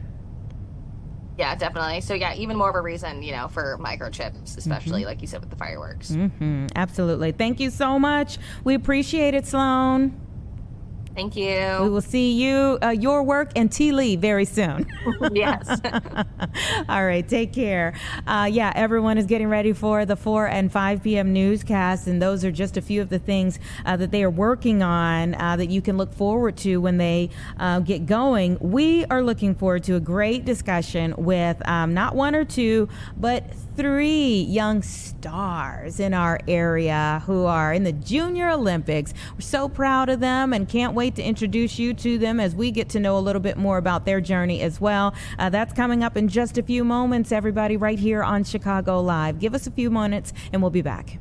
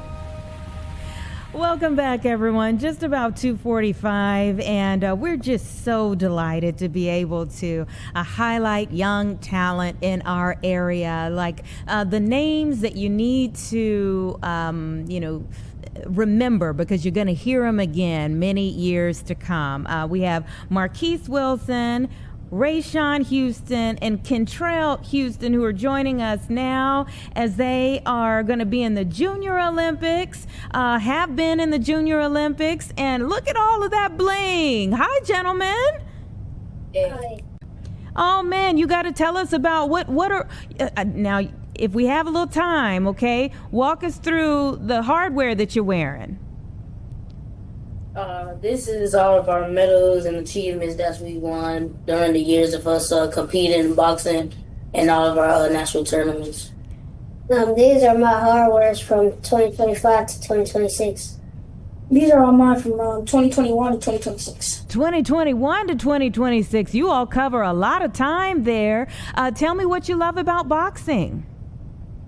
What I love so much about boxing is that the fun part about it is taking trips to fights and tournaments and working your way up to it, even when it is nerve-wracking, but it is very fun to it. What I like about boxing is how when I'm fighting, everybody is starting to cheer for me. What I love about boxing is being under the bright light for when I'm older and accomplishing my goals in my sport that I love so much. That's what we love to hear. And we know that you all are going to continue to build on what you're learning and get better and better. How did you get into it? Let's start with Kentrell. How did you get into boxing? I got into boxing when I was younger. It was a gym by my house, and my dad always took me there. And I ended up falling in love with the sport after that, and I got all my achievements done. Mm-hmm. I got into boxing was that my dad used to box, and one day when I was 6 years old, he took me to the gym, and I fell in love with boxing. Mine's kind of the same way as Kentrell's. My dad took us to the boxing. Was always taking us to the boxing gym, and then we started picking up the gloves. And then we just started boxing from there. Okay, what when you're getting started, what are some of the things you learn? Some of the things you learn is the basics: move your head, the punches. Move your head, the punches, the basics of boxing, and how to get good at what you want to do in your life. What you'll be learning in boxing is you learn how to use your jab and your head movement and your feet. Aha. Who are your favorite boxers right now, other than yourselves? Who are your favorite boxers right now? Right now, my favorite boxer is Abdullah Mason. Mine is Dmitry Bivol. Mine is another amateur boxer named Mari. And everybody should know we're talking to 3 young men who are currently ranked number 1 in America in their divisions. How does it feel to hear that? It feels great, because I work so hard for what I do. I work so hard for what I love, and so just to get the number 1 spot, it wasn't easy. It feels really nice because I've been working so hard to be the number 1 kid in the nation. It feels good because when I started boxing, I've been wanting to be the number 1 since, and I made it happen. So you set your goals and now you're number 1. How does what you're learning in boxing help you in school? It helps me in school because now I know how to defend myself if something happens. It helps me in school because now when I get to school, when I accomplish one of my nationals, I can go back to school with a lot of love. With me, it helps me in school with priorities and discipline on how to be great, up in life. Mm-hmm. Yeah, so these lessons that you're learning in sport translate into all areas of life. What do your friends say about the achievements that you've gotten?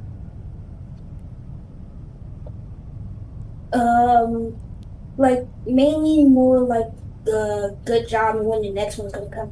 Mm-hmm. A lot of them say good job and great work. I'm proud of you. Most of them say congratulations and go work. Okay, what's training like? We are just beaming to be able to speak to you about all of this. We want to know about it all. So what's training like? How many hours do you practice, and what is that like? We work out like 4 to 5 hours days. We work out 4 to 5 days a week. It's pretty fun. We learn new things. Our coach helps us push ourselves to the maximum effort that we have. Every day I work out till like 2 to 3 hours, and the workout is I usually do almost the same workout every day. Yeah, every time like 4 to 5 days from 2 to 3 hours. Yeah. Wow, that takes a lot of dedication, a lot of hard work as we are seeing you all kind of come up through the ranks here. I mean, what are the eventual goals? To become pro and to be the Olympian, to become an Olympian, to become pro and be the greatest at the sport and be the best of all time. My goal is to be an Olympic gold medalist and turn pro. My goal is to turn pro, be best pro boxer and be an Olympic. Well, we just know that you're going to meet every goal. It's very clear. You have some good, influences around you, your parents and the folks who are there at the gyms and that are working with you on a regular basis. It's so great to speak with you all, and we are going to be rooting for you all the way in your journey. When do you fight again? Oh, the next time we fight is in September in Cleveland.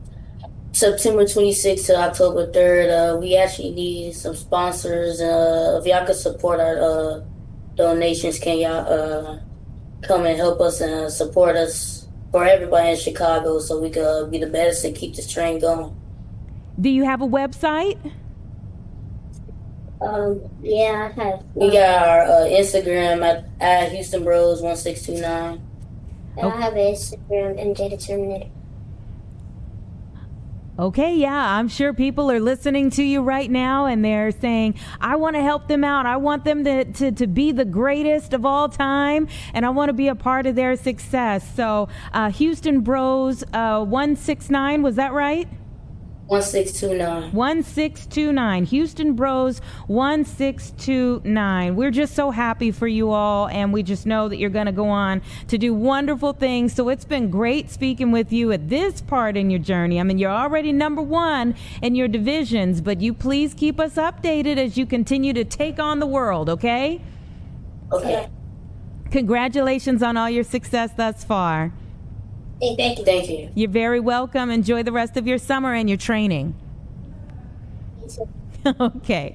Once again, everyone, that was Marquise Wilson, just 8 years old, Rayshawn Houston, 13 years old, and Kentrell Houston, 14 years old. 4 young men from right here in our area that have won gold medals in the largest amateur tournament in America, coming in number 1 in America in the Pee Wee 8 55-pound division, number 1 in America after winning gold in the Junior Olympics in the intermediate 85-pound division.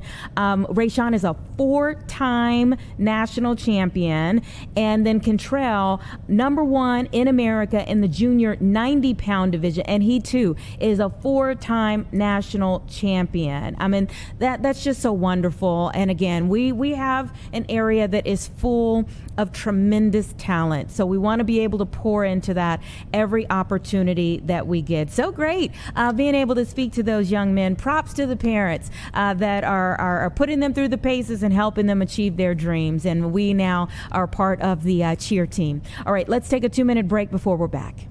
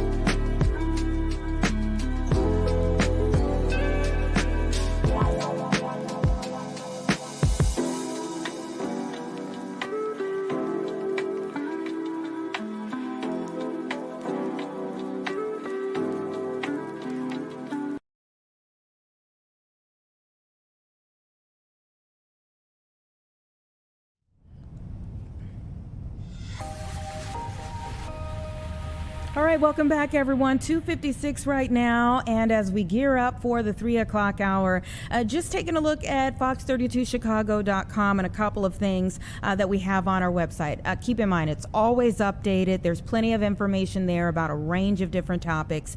Obviously, the extreme heat that we are experiencing this week is one of our trending topics that people are going to our website to find out more information about. You can even, if you use our app, you can turn it on for notifications, get that information put right to your phone. And we're going to have JD Rudd come up in the 3 o'clock hour, so not too long from now, probably about 30 minutes from now, when he's going to come up and give us more details. But let's say you have to, get on the go before that point in time, or even after that. It's great to have the notifications turned on so that you're in the know as things are changing out there, because we're even talking about weekend storm chances. I'm sorry. I know, not what anyone wants to hear going into a holiday weekend, but we'll get into the details of all of that. We have it on our website for you to see at any point in time. Also, very unfortunately here, unfortunate situation that happened a couple months ago, and maybe fortunate that now we are getting this update that there has been an arrest made. This is a Chicago man now charged 5 months after a young woman in our area, Kiara Jenkins, was shot and killed. This happened in Woodlawn. And so the updates here, he's 45 years old, Chicago man that's accused in this deadly January shooting that happened in Woodlawn. Kiara was just 36 years old. She was found shot to death in the alley on South Drexel Avenue. And so this man, Eddie Jenkins, now arrested this week. He's due in court today, at some point in time today.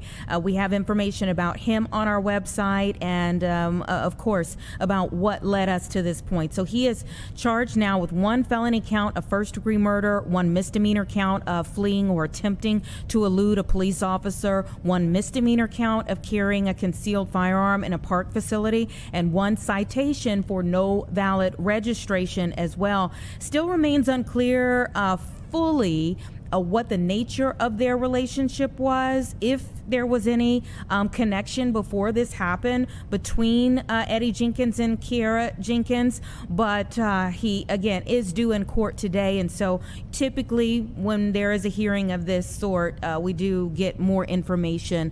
So we're hoping that we'll be able to get more information from that hearing. And of course, we'll be updating this article once we have that information for you. Also, we have information about the new laws going into effect here in Illinois starting today. And the story of the day, probably for many people, as so many people across the country watched 2 people who went atop the Empire State Building. I think it's like 1,500 plus feet into the air that they climbed on top of the Empire State Building. They're now in custody. Okay, after raising a flag and then coming back down, and there was like a proposal. I mean, it was like a whole movie scene playing out before our very eyes that we watched. They were masked. They're now in custody. They scaled to the top of the Empire State Building, and that banner that they unfurled at the top of the Empire State Building, it said, "When the power of love beats the love of power, the world knows peace." This all happened right in the middle of the day, right around 12:30. Did not take police long to get up there and to get them down. And they're now in custody. Not sure what their charges are going to be for something like this, but we did find out who they are and a little bit of their background. They are well-known building climbers. Okay, and they have documented their love story of climbing atop buildings on their social media. So really this is all a social media stunt, but at the same time a proposal and a protest, and it was all kind of lobbed in there. So we have the information on our website about Nicolau and Yvonne and what took place today. And goodness, it was so scary watching it, wondering how it was going to end. So from some standpoint, you kind of breathe a sigh of relief to see the police get the 2 of them. But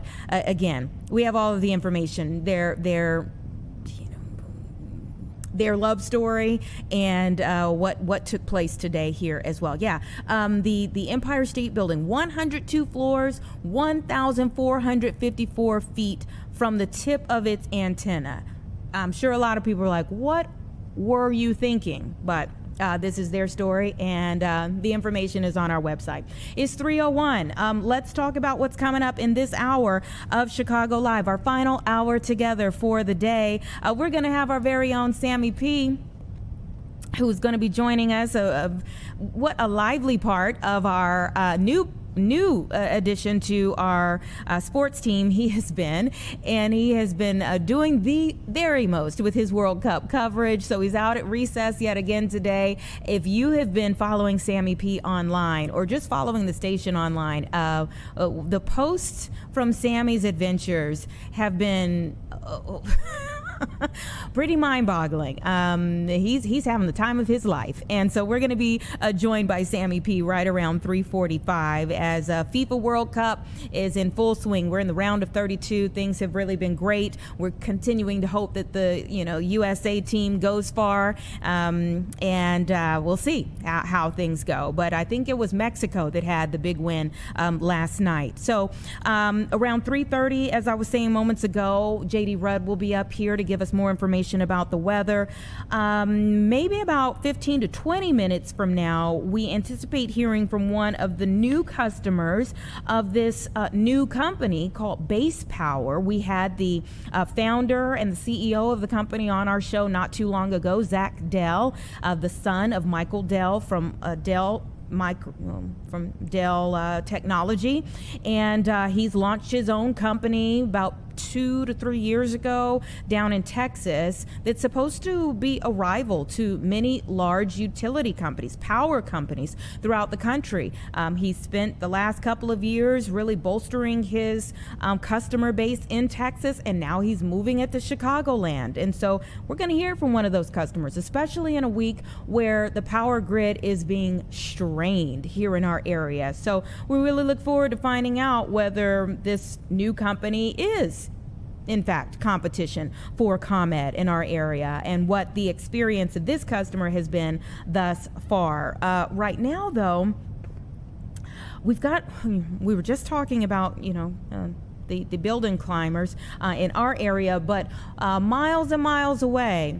One of the conversations this week has been about Princess Kate, the Princess of Wales, hiking up 3 mountains in 24 hours to raise awareness for cancer charity. What an amazing feat. And we have one of our own Chicago mountain climbers here, Nina Lasky, to talk about that type of achievement, how you train for something like that, and the moment that we're in watching Princess Kate. Thank you so much for being here. Thanks for having me. And Nina, I believe we've spoken with you before about, some of the feats that others have been able to achieve. What were your thoughts on Princess Kate's goal? Honestly, I thought it was amazing what she did. I mean, to do that challenge within 24 hours, I think is less than 50% success rate. Most people who do it take more than 24 hours. So the fact that she was able to really put her mind to it and do it. And as you see in one of the photos, the weather wasn't the greatest. I mean, she's in a raincoat. You can't see anything behind her. In her summit photo, it was kind of joking, like, you don't know where she is in the moment because the weather was so not in her favor. But the fact that she went in and they called it mom mode is just so inspiring to other moms, other women, people who are battling illnesses. That she beat cancer, and the fact that she put her mind to this and was able to do a challenge like this is absolutely so inspiring. Yeah, I mean, it's going to help so many people, but it was personal for her as well. Yeah, and I think what it shows is that when you put your mind to something, it just, whether she was a huge climber, whether she just got into it, I mean, she obviously trained for it, and it just shows that if you put your mind to something that, you can achieve anything. Mm-hmm. What would training look like for, something like this Three Peaks challenge? Honestly, it has to do a lot with cardio workouts. I'm assuming she's either running, doing a stair machine, going on hikes wherever she is. Honestly, it's getting used to that that progression of getting higher and higher, and obviously going, for 24 hours. I mean, she's taking rest breaks throughout the climbs, but you're maybe taking 5-10 minutes to refuel, to have some water, to have a snack, and then you keep going. So I mean, and it's just honestly pacing yourself. And when you work out, you need to get into a good pace. When you're on a stair machine, when I go on a stair machine for an hour or 2 hours, the goal is to pace yourself, to not tire yourself out. And a lot of people who do these climbs, they try to start off so strong and so fast. And what they do is then they tucker out a couple hours in or a few hours in because, they pushed it too hard in the beginning. So the biggest goal is to really, set a good pace and to just kind of take it, hour by hour and really know when your body is saying, hey, I'm getting too hot. I need to take off, a jacket, or I'm too cold. I need to, put on a jacket. Because a big issue that people have is they will get too hot in their layers, but they don't take off their jackets because they just want to keep going and then become so sweaty that they become hypothermic, which is a lot of people, they don't know that. And it's just, the whole thing is to kind of just know your body and know your limits. Wow. And I mean, what are some of those kind of baked in dangers to something like this? I think, like I said, in terms of just when you're doing a hike like this or a climb, it's honestly knowing your body, making sure you're breathing properly, making sure you're taking those breaks, drinking water. Getting dehydrated is a huge thing. In terms of just when you're climbing with the altitude, getting a headache from the altitude, which can happen. It's just knowing your body and knowing when to take those correct breaks and knowing, hey, and I'm not feeling the greatest. Maybe I need to sit for 5 or 10 minutes to refuel. Mm-hmm. For you, in your journey, what has been the greatest challenge as a climber that you've taken on, and how did you go about that? So I did a bunch of climbs with my late husband. One of my funniest experiences with him was on Mount Baker outside Seattle. And we had the worst summit day. We were in our crampons.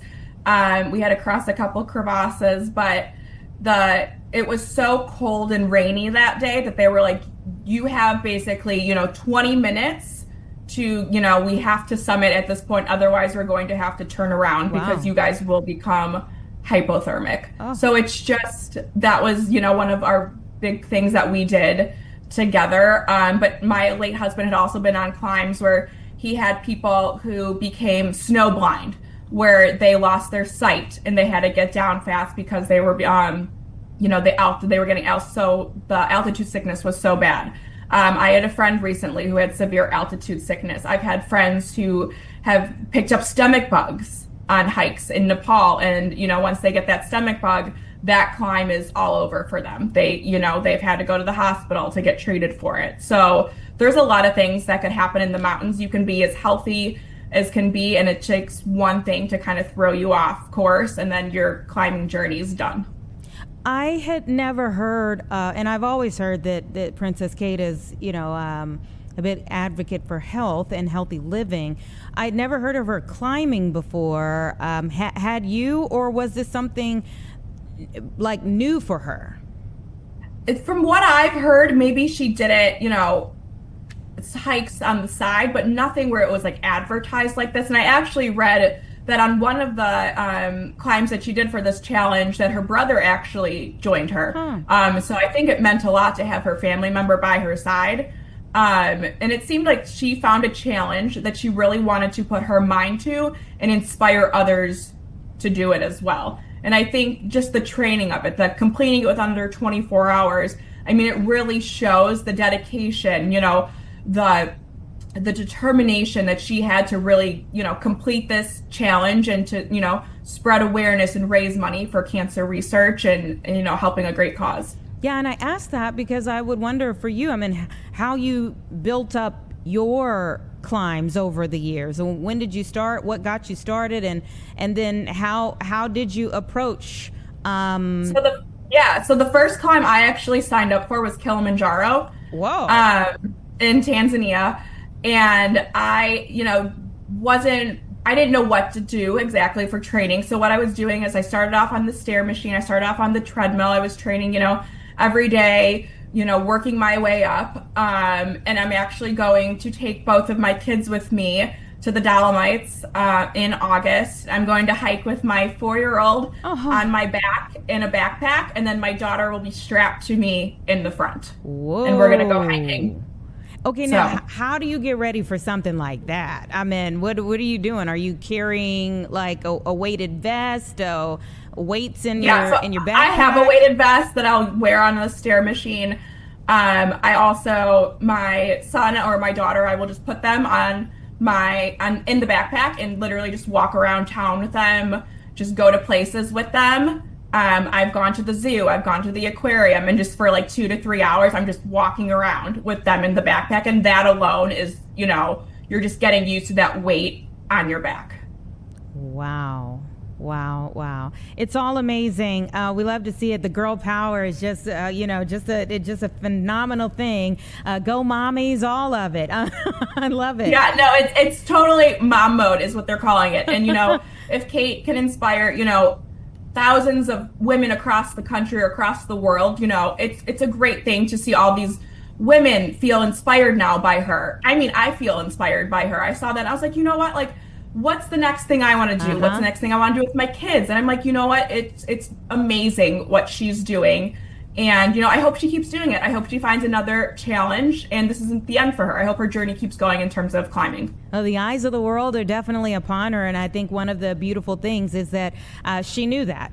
She knew that people around the world would be watching this, and that would raise a level of awareness to be able to help this cancer charity, this hospital where she actually underwent cancer treatment, to bring things full circle, to be able to help them with so many eyes on her.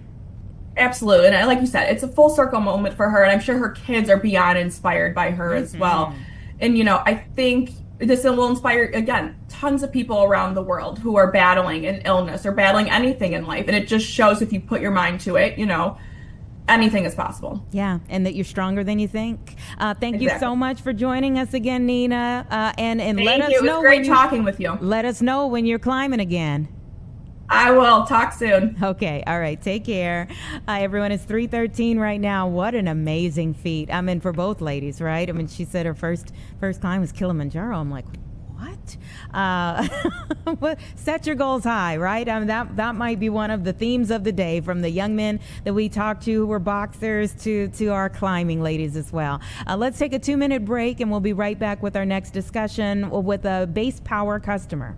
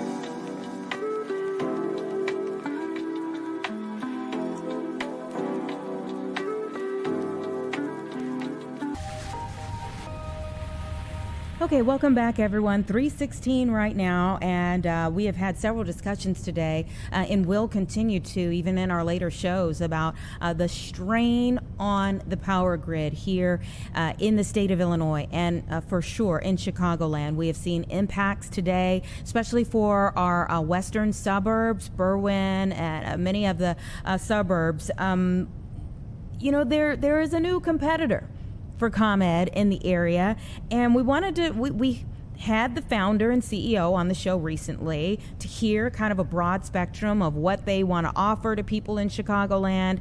But we want to get a little bit more information from the customer's perspective, especially in a week like this where there is a strain on the grid, and maybe people are thinking about the power bill that is about to hit them when this is over. We have Thomas Lentz, who is a new customer of Base Power, who's joining us. Thank you so much for being here. Well, Anita, great to be here. All right, Thomas, this is quite the hot week in our area. How are things at your home? Things are great. The batteries helped out a couple times during the last couple days, supplementing the grid. So everything's working great so far. Mm-hmm. Now, tell me how you found out about Base Power. Yeah, that's a great question, because I was in Austin, Texas, visiting some friends, and they told me about a battery that they had attached to their home that kind of gave them some backup power in the event they lost power, because in Texas they've had some issues with the grid. And I researched a little bit about it and realized Texas was the only place where they had it. And so I reached out to the company and I just asked them, I said, what's the chance you guys going to move some of this Base Power packs up to Illinois? And they got back to me pretty quick and said, actually, we're looking to expand outside of Texas. And if you're interested, we're interested in talking with you about it. So, and that's when Zach Dell was here with us, I asked him, like, how do you set your sights on Illinois as the next spot? He's been growing his business, as you mentioned, there in Texas. Like, how do you spot Chicagoland as your next spot? And he said, well, we're kind of going where people are saying we need to go. So you would be one of the people that reached out to say, hey, think about us here in Illinois. Yeah, I reached out to him, and I've so far probably have recommended at least 10 people. The more people understand what this is all about, it just makes a lot of sense. We were thinking definitely looking at maybe a generator for the home, or maybe even some solar cells for the roof. But we thought this was such a simple solution, no maintenance, and it pretty much does its own thing throughout the day. It's great. So explain that a little bit more. Like, did someone come out to your home, install something? How did you get set up? Yeah, so since we were the first one, I believe, outside of Texas, we had a big group that showed up, which is good. We always like to see a lot of people come out. But they came out, made sure that the home was ready, adequately designed with the electric panel, and the grounding was proper.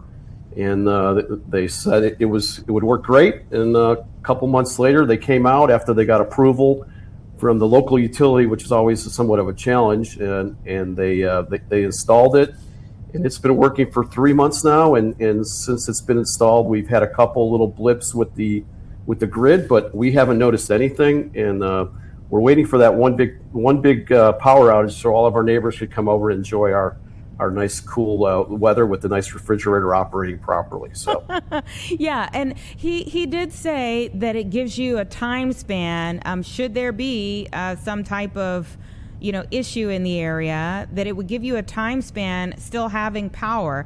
What was that time span that they gave you? It all depends on what your load's going to be, but I look at the app all the time because I love looking at apps. But from 15 to 30 hours, I have power in my home where I don't have to worry about the fridge, the sump pump, even the garage door. People worry about the garage door sometimes when you lose power because there's no way to get out of your house. So we up to 30 hours, which is really good. Yeah, so. I definitely remember having that issue before, like pulling up to my place and I'm like, well, why isn't this working? And they feel Exactly. like, oh, this is a problem, you know? Yeah, and the red cable's great to pull, but Yeah. unfortunately, it's very heavy, most of those doors. Yeah. So knowing that my garage door opens up when I need it to, it's a great thing as well. And we talked about today several of our western suburbs having impacts from the strain on the grid today. Without giving us your address, I mean, do you live in the suburbs? Yeah, I live in the northwest suburbs, Crystal Lake. Yeah. Okay. And so have you already, how long have you had base power? So the base power unit's been installed for a little over 3 months now. So we've had a couple disruptions in the grid, but none of it has affected our electric power. Yeah, because there have been today. huge outages over just the last few weeks. That's why I wanted to know how far back you go for a couple of reasons. But yeah, I mean, there were about 700,000 people who were without power in our state just 2 to 3 weeks ago. Right. Yeah, I mean, I think you mentioned it. Electrification challenges with the grid, no new generation of power. If you had a battery system like we have, it's a great scenario. They charge it up at night, usually when the grid's pretty low demand, and then we could basically use it throughout the day if we need to, and then we have more backup power in the event something does go really bad for us. So, wow, great. Wow. And 3 months gives you enough time to have a bill. So can you give us a comparison as to what you were seeing before? So the bill probably 20 to 25% at least. And I think that's going to be even looked at a little closer, I think, as base moves more of their battery packs in the community, from what I was told. So 20 to 25% right now, and I think the goal for what I heard from base was we're hoping to get at least 30%, which is great. Wow. And so have you been, I mean, you said you recommended about 10 other people. So have you talked to them about the experience that they've had thus far? Or are they like, you know, I mean, it's hard when you're recommending things because you know if something does go wrong, they're coming back for you. My wife reminds me of that every time. And honestly, it's great because everybody that I've recommended, I said, just make sure you get the Tom deal. And they kind of laugh when the base people hear that. So it's a special deal, apparently. So, in the essence of transparency, are they giving you a bit of a break for recommending others? Yeah, there's a Amazon card that they'll provide. It's nothing. It's like $100. So it's not gonna power my house for a week or a month or anything like that. But it's just something. And it's a great. I feel good when I tell my friends what I'm doing, and everybody, even the neighbors, come over. They look at that, the unit's about the size of an air conditioner. They look at it and they just can't believe what it is. And I explain it to them, and they're just like, "Sign me up, please." So yeah. We got a lot of people very interested. And I don't work for Base or anything, but I think it's such a great product. Everybody should have one. Yeah, and they're offering the first 2,000 members in Chicagoland a whole home backup battery installation for $95, no ongoing battery fees, reduced from the standard $295 installation fee. So I would imagine that some of your friends that you've recommended are a part of that first wave that are getting a bit of a break as a result of kind of being on the leading edge of technology here. Is this something that you had thought about before you heard about base power? I mean, when people see our power bills from other companies, you go through a range of emotions. And so right. What were you feeling before you found out about base power? I was feeling I was at the mercy of the power company. Basically, when my power was off, there was nothing I could do but give the 800 number a quick call.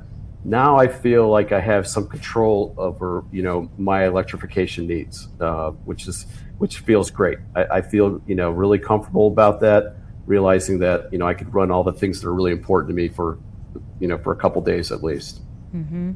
Yeah, a major shift. And what do you think it says about where things are going in the country, that there is even a base power to be had? It's great. I mean, it really is a great. Whoever came up with the idea, it's incredible. It's really worthwhile. Once again, I know people talk about generators and things like that. I wanted something simple. I also deal with companies that install solar panels and things on roofs, and I'm a fire protection engineer, so I know what the issues are with those things. So I wanted to stay away from that if I could, and it doesn't look real good on the house sometimes. But I wanted something that was there and a good backup for and a reliable power supply for my home if I needed it. So. And what were some of the possible issues that you were made aware of, or that you did your homework and found out, or possibilities, even with base power? Well, there are some limitations with the power feed coming into your home. So if you have a older home, or if your panel's not large enough, there may be some. It wouldn't be possible to include that into the installation. So my initial discussion with base, I sent a lot of pictures, and pictures of just about everything before they came out, and realized that my home would be a good candidate. So some of the people that I've recommended, they have older homes, with the smaller panels or multiple panels. It's much more difficult to operate with the base unit for those. So there are some limitations to it, but I think in general, probably a majority of homes in Chicagoland area probably should put one in. I would do that tomorrow if you had a chance. So it's going to be quite the eye-opening time seeing this company grow and expand, and especially seeing how many people in the Chicagoland area adopt it. Obviously, there are some limitations even from the standpoint of when we say Chicagoland. I remember speaking with Zach about the fact that it's not necessarily maybe so much so for the city itself, for residents in the city, especially not downtown if you're in a high rise. But for single family homes, this is a new possibility for a lot of people. It's a great, easy option, and really you can't go wrong with it. It's a no-brainer almost to install one of these, as long as your home's adequate for the design. Well, thank you so much for taking time out to be the official spokesperson for the day. We appreciate it. Don't go that far now. Thanks for having me. All right, take care. 3:28, everyone. And as we're talking about that strain on the grid here in our area as a result of the extreme heat that we're experiencing this week, I heard the ding at the door and the man with the plan walked in. So give us 2 minutes and we'll bring in meteorologist JD Rudd.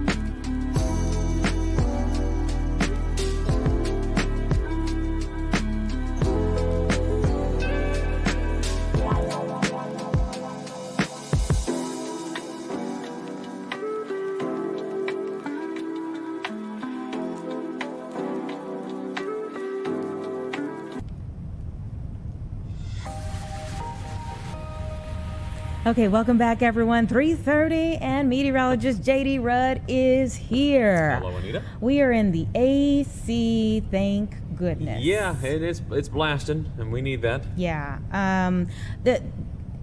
It's hotter today than yesterday? In some spots. So we're forecasting the high today to hit 96. We've jumped to 94. So here's the thing, and let me kind of unpack this for a second. So air temperatures right now around 93, 94. Dew points in some backyards aren't as high as yesterday. So when I put the feels like value on here, O'Hare's only 97. Midway's only 99. We're not seeing the 105s, 106s, but as I've said a few times this week to a few folks, if you can personally discern the difference between 99 and 104, congratulations to you. Because for most of us, it gets to a point where it's just hot. And it's just humid. But numbers-wise, it is right now at this hour better than where it was 24 hours ago by a couple degrees. Still, it's hot, it's humid, and it's sunny. That sun's baking people, too. It really is. I mean, when we started the week, it was hot, but we really didn't have the sun out there. Yeah, we had the clouds. We had a partly to mostly cloudy sky on Monday. We had a little more in the way of sunshine yesterday. Today, I was driving in, and literally I was trying to find a cloud in the sky, and there was one. One single one. Otherwise, it was abundant sunshine for us today. Wow. And how long are we in for the ride? So for the heat and humidity, we still have tomorrow, Thursday, and we have Friday to get through with highs in the 90s, heat index values around triple digits. Then after that, the temperatures are going to ease back just a few degrees. Dew points will ease back just a few degrees. So not enough for us to notice?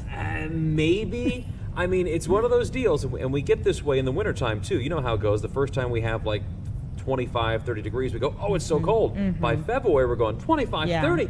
Man, it's a little warm out here today. You are correct. So day after day of the heat, once you do back down to temperatures around 85 or 88, you might go, oh, not that bad out here after multiple days of feeling like 105, 106 degrees. Yeah. It's also been pretty windy. The wind, and that has helped in some instances. It's been a southwest wind helping to fuel the humidity and the dew points. That's going to change too over the weekend, and next week becomes more of a northeast wind, which will hold down the temperatures. One thing I do want to share with you is you call it the satellite and radar picture here. There has been a little bit of cumulus cloud cover developing across southwestern Wisconsin.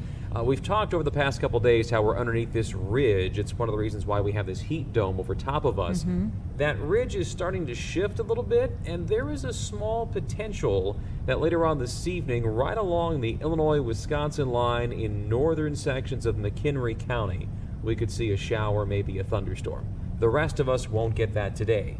Then tomorrow, a better chance for a good portion of McHenry and Lake counties in Illinois to see a shower or storm after 8, 9, 10 o'clock at night. The rest of us stay dry tomorrow, and then it's Friday, Saturday, Sunday. All of us have a chance. As this little ridge starts to break down a little bit and push more into the area, and that then is what leads to the temperatures changing. Oh, man, JD. I didn't want to show this. Say it ain't so. I know, and this is, okay, it looks worse than it is, okay?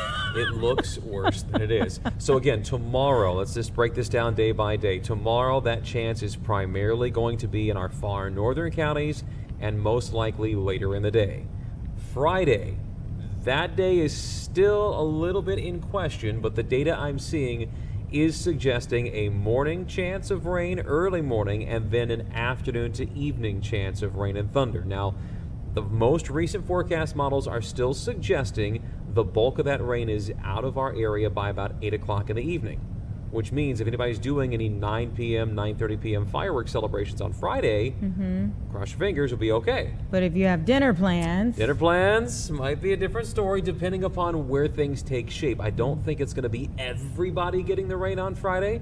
It's just going to be pockets of pop-up shower and storm activity. So some areas are going to go, I thought you said it was going to rain on Friday. I didn't get anything. Others are going to go, oh, man, you ruined my plans. And it's just too early to pinpoint where exactly that might be for Friday. Now, it's a similar deal on Saturday. However, Saturday looks more like it might be afternoon, evening, and nighttime, which could impact fireworks displays. Oh, goodness. So of all the days to have rain and thunder in the late evening, say around 8, 9, 10 o'clock, Saturday's not the day you want to have it, and that's probably our best shot. Navy Pier's largest fireworks display ever. Once more, my caveat, my asterisk on this is there's still time for it to change. There's still time for the data to come in and suggest that maybe it's over our far southwestern areas and not our northern areas, or maybe it begins at 11 p.m. and not 9 p.m. There's still time for things to shift and change. And then Sundays... But let me stay on Saturday, because there's a whole lot going on, Yes, you know. there is. I understand. So right now, Yes. understanding that things are going to shift a bit, but as of right now, when does it look like this rain should subside on Saturday? On Saturday, right now, there might be rain all the way through 10 to 11 o'clock at night. It might be something where it's raining a little bit in the early afternoon, pauses for a bit, rains in the mid-afternoon, pauses for a bit, comes back in the evening. Major fireworks display is supposed to be at 10:30, something like that. That's my worry. Now, again, we are still, 3 days away. A lot can change. Data is still fuzzy this far out. Anything beyond about 36 hours is highly subject to change. But it's been trending in the direction all week of, because at the same we need extra plans. I look at it like this. Do I want to tell you there's not going to be any rain and it rains, and you go, you said it wasn't going to? Or would you rather me say, hey, listen, there's a shot at rain, and then it doesn't, and you go, hey, okay, it didn't rain, great. Now, I understand some folks are going, well, I'm making all my plans based on if it's going to rain or not. I see that look in your eye. I understand. So, again, that's why I'm saying, with the way the pattern is taking shape, have that plan B, have that backup plan, because it's going to rain at some point somewhere Friday and Saturday. It's going to. It's just a little too early to say where exactly and when exactly. Now then, Sunday is mainly a morning shot as it looks right now. And then we have a little bit of chance there Monday, Tuesday for some pop-up activity because the ridge is breaking down. The dynamics will be in place for daily pop-up shower storm chances, but nothing that we're going to hang our hat on right now. Temperature staying in the 80s. It's better than mid-90s, but the humidity is going to make it feel more like the 90s for most of next week. But the rain is what we need to break up what we have been under. Yes. I mean, that's just the overall dynamics of the pattern shifting. It's one of those things when you have clouds and you have rain, you can't heat the atmosphere up as much. I mean, it's still going to get warm, don't get me wrong. Like I say, 93 versus 88, it's only a 5-degree difference. If you can tell the difference in your body of that, okay, great. Although there are some that can sense a couple degree difference. And when you lose the sunshine, when you have rain-cooled air, keeping in mind that, the 88 on Saturday, that's going to be the highest temperature of the day. If we do get the rain to come in, by the evening hours, we might only be around 79, 80 degrees. So it will be a little cooler. If we can kick that rain out of here and get the fireworks display in, that would be fantastic. It would be great. A lot of people have plans. I know. Yeah. And chief among them are the people who put the display together.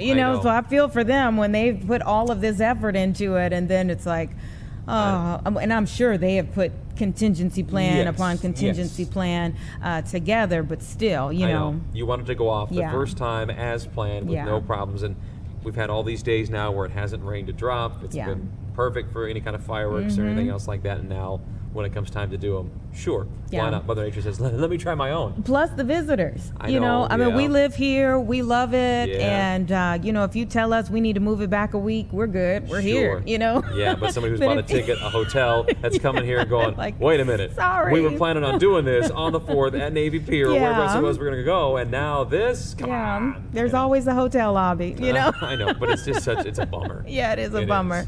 It's a bummer for sure for many people, but thank you so much for Thank you for nothing, JD. Thank you for nothing, for ruining our plans. Thank you.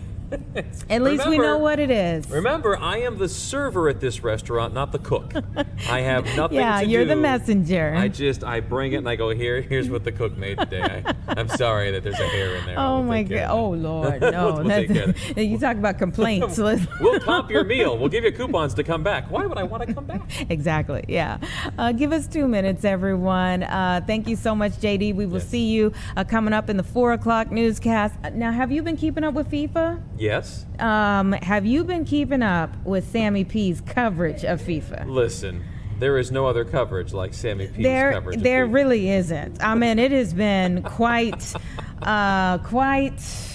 Interesting. Memorable. Yeah, Yes. I'm trying to think of all the words. Memorable. Remarkable. Coverage of the FIFA World Cup. And so Sammy just came in, and we're going to bring him in and talk a little bit more about the game itself, the matches that have been happening. But also about, when we talk about fireworks, the fireworks that he has been bringing to the screen each and every day when we come back. Give us 2 minutes, everyone.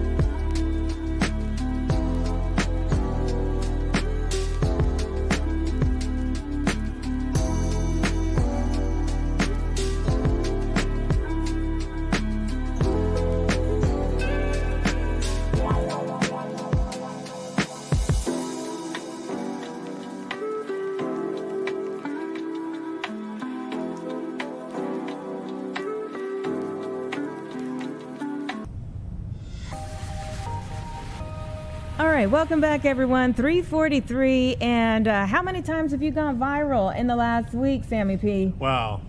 Who can really keep count at this point? They asked me in the production meeting, what are you going to do tonight? Like, just wind me up and let me go. I don't know. It's been so entertaining. I appreciate that. Yeah, maybe somebody could throw me through a brick wall today.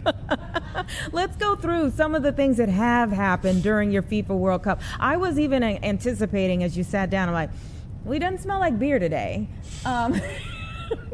You did get a beer shower. That woman was at the game again last night. Oh, really? Yeah, the woman who's a fan of Team Mexico. She did not dump any beer on me, but because of the delay, the game was supposed to start at 8, right. And then you had the near 1 hour weather delay, so that pushed everything back, and then we didn't do post-game. So maybe she would have poured 2 this time. Oh, I goodness. don't know. That was the beginning. That was the initiation. Live television with no security guards. Oh. No security guards, no mercy. That was the start. And then yesterday I apparently crowd surfed, which it's not a real crowd surf. It was just a bunch of French rugby players sitting on the ground, passing each other back. I was in the newsroom, and I look up and I was like, what is Sammy P doing? What is happening up there? And someone came around, they're like, he's crowd surfing. I was actually, so I had my phone out and I was filming the French fans celebrating, and then the big guy in front, who must have weighed 275 pounds and could probably bench press, me 10 times, he said, come on. So I handed my phone to Michael, our photographer, who's got his camera over the shoulder and my cell phone, and he's dual shooting, and that's how that shot came out. Oh my goodness. How do you plan for that? I don't think you can. Would you have jumped just on? Live in the moment. Would you have jumped on? I don't know. I don't know. That's a no. Because you got to live in the moment. That's right? what I do. Yeah. If you don't know that by now, that's what I do. You don't know what you would do until you're in it. They were telling me too, because the Mexican fans have now been with me twice at recess, which we are going to be at again tonight for USA and Bosnia. Yeah. You have to do a tequila shot with us after the match. And I thought, well, if the bosses were to see that, that could be a big problem. Like if there's a Fed or, a narc in the crowd, that could be really bad. Oh, Sammy P. And this is all coming after what was the calamity that happened out here? Oh, the rugby team dropped me on my foot. That's right. When they threw the rugby pass. And they won the championship. Think about that. They were undefeated, 12-0, won the championship, and their coach threw me a wobbly duck. That then the big guy dropped me on my foot. You see my foot with the brace on it, right? Yeah. Oh, you didn't know about that? I didn't know about that. Oh, I have a issue on my foot, but it's fine. It's getting better. Before the rugby thing, it wasn't work related. Okay. All right. You're learning a lot here in this very short window of time. Listen, all I'm saying is that every day I'm like, now what happened with Sammy P?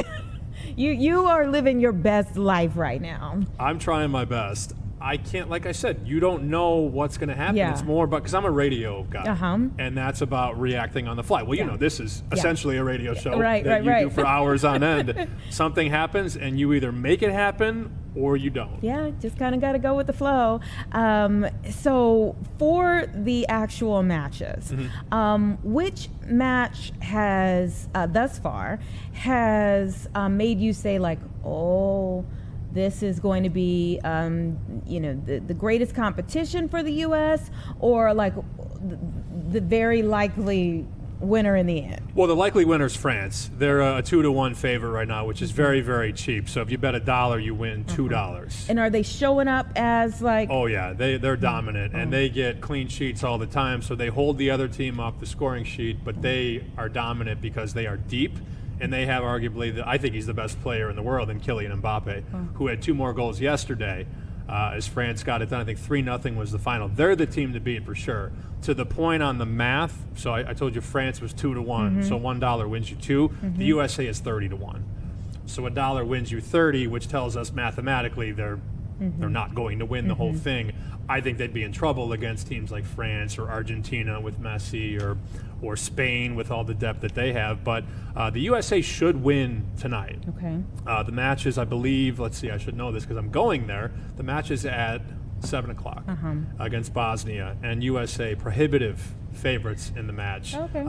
They're playing really well, and a lot of soccer experts say this is the best American soccer team we've ever seen. Is that hyperbolic? Maybe. I wasn't around in 1930 or 1946 or whatever, but the talent is certainly there, and they play a very European style where they play aggressive. American teams of old used to get that first goal and then clamp it down. Like, let's win 1-0. This team has the ability to score multiple goals. And who are some of the players that are shining? Well, Christian Pulisic is their star. He had a calf injury. He missed the second match. He did come in the third match and play in the second half. Arguably their best all-around player. But Flo Balogun's probably their best goal scorer. He's the guy, when you and I hung out that first night, he scored the 2 goals against Paraguay. That's the American kid who has Nigerian parents, and he was raised in England. But there was some what was the it? flight got canceled in Brooklyn, what it was. so he was born here. So he's American. I don't know why I did air quotes. He is technically American. But you see that a lot. People have connections to countries, or they were born here and weren't raised here. But those are their 2 best players, no doubt. Pulisic is the best all-around player, and Balogun is their big goal scorer. And so what are you expecting to see from them? Tonight, I think the Americans score first. It's very important because you don't want to let that doubt creep in, because the game is in Santa Clara, California. The Americans are a host country. You can't go down 1-0 because then the crowd starts to get a little nervous. You need raucous energy. You need people to get going. And I'd like to see them get on the aggressive early. I do think Pulisic will score. He hasn't scored yet in this tournament, and I think he gets on the board tonight. No, okay. And he hasn't scored, you think, because of the calf injury? Well, he's missed a game and a half. He hit the post in the last game. It was 2-2 against Turkey, and he ripped the shot with his right foot, and it banged off the crossbar. So another inch or two to the right, and it's in. I do think he's live tonight, though, to score a goal, and I would just hate to see this go to the penalty kicks because this is the run. So if it's 1-1 at the end of regulation, You play the extra time, and if it's still tied, then it comes down to 5 kicks apiece. Big change from the early round. Now that we're in the round of 32. No more ties. Right. That's the key. Yeah. Well, how many? We talked about that too. Oh, we had 3 games today. They were all ties, or sorry, draws. 1-1, 1-1, 0-0. No more ties. There's luckily, Anita, no more ties going forward, because if there is a tie at the end of regulation and the extra time, it comes down to penalty kicks. So, how many games matches in, would you think critics of the USA start to become believers? Well, I think the American fans believe because, the Americans have never been a team that's been, a favorite to win a group. They did win that group even though they lost that last match. If you win this one and then win the next one, I'm getting ahead of myself like we do in America. They're going all the way. Well, if they get to the final, no. So they win this one, they're on to, the next round against, I said, Belgium or Senegal. You win that match against either Belgium or Senegal, then it becomes a serious success. Okay. You'd have to get through Spain, though, likely after that. And Spain is one of the best teams in the world. The Americans are probably the 10th best team right now. Spain could be 2 or 3. I was watching something the other day, and it was very interesting to see people from other parts of the country, not the country, the world, really count America out for this. Like, they're like, it's not America's game. And it's you're not. Like, Well, it is. To your point, though, a lot of the best American players in regular games, like not in World Cup, they play overseas. I mean, the best soccer is played in Europe. It just is. Even though some of the older players now, like Lewandowski's playing with the Fire, Messi plays in Miami and the MLS, the best soccer is undoubtedly played in Europe.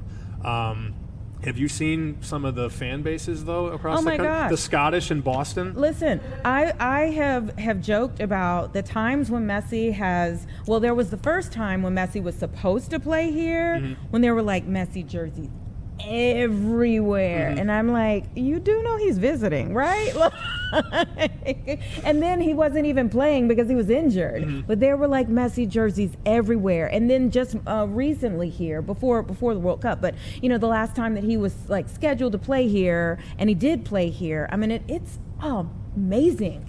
It's making our country look fun. And I think a lot of people were coming to this country dreading the thought of coming to America. Let's be real about it. There's been a serious amount of confiscation at airports. Europeans are trying to get out of the country with ranch dressing. Yeah, I saw that. And they're trying to smuggle, because you can only get on, what, 3 ounces or 4 ounces? They're trying to smuggle bottles of Hidden Valley back to their home countries and getting turned away at TSA. I did see that online. Yeah, it's so pretty good. Crazy. Yeah. The things that we take for granted that people from around the world are really enjoying as they're in America. I don't even mess with ranch like that. I'm an adult. Isn't ranch for kids? I've seen them in Waffle House, the videos they've been posting from Waffle House and lots of other places. Like, it's like, gourmet. They're shook because at Waffle House they just cover everything in cheese. Oh my goodness. So good. And how long are we in the FIFA World Cup madness? Well, we're here for another, 3 or 4 rounds until we get into the thick of it, right into like the final 4 and the final 2. If the Americans win tonight, I'm almost positive they would play next Monday. Okay. And then if they win that one, they're on to the group of 16. And then, of course, we go to 8 to 4 to 2 to 1. So I believe the tournament ends around mid-July. And I have some coworkers at Fox Sports National that have been working every single day. Oh, wow. Well, this is the Super Bowl times a million because it's every day.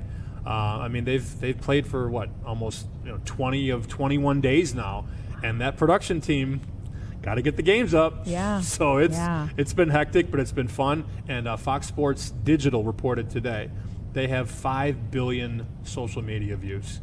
5 billion? And we're not even halfway through the tournament. I mean, it really does. I think for the U.S. to be host, it's putting giving us all a greater appreciation for the love of soccer around the world. Oh, it's the global game. It is. I mean, it's the most popular sport in the world. Not in America, but across the world. This is the #1 sport. If you take every country and line them up, soccer is probably the #1 sport, and I don't even know, maybe 60 or 70% of them. Wow. So it is a global game, and I've seen that firsthand at recess, no doubt. Where you will be back here in just a couple of hours. I'm leaving in 5 minutes, actually, so let's wrap this up. Sammy P, thank you so much. Who knows what he'll be getting into today, but thank you for the memories thus far. Anytime for you. Okay, everybody, give us 2 minutes. We'll be back to close out the show.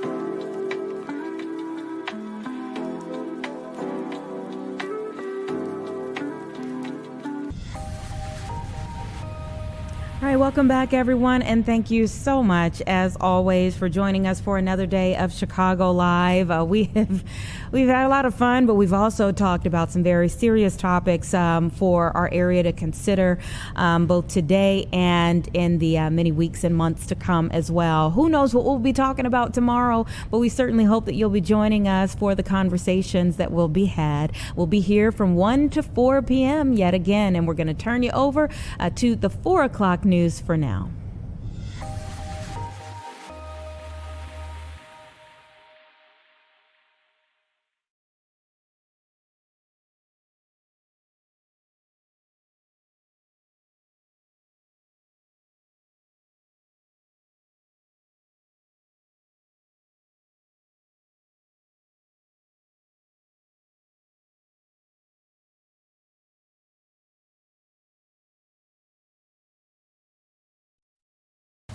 Live from Chicago, this is Fox 32 News at 4.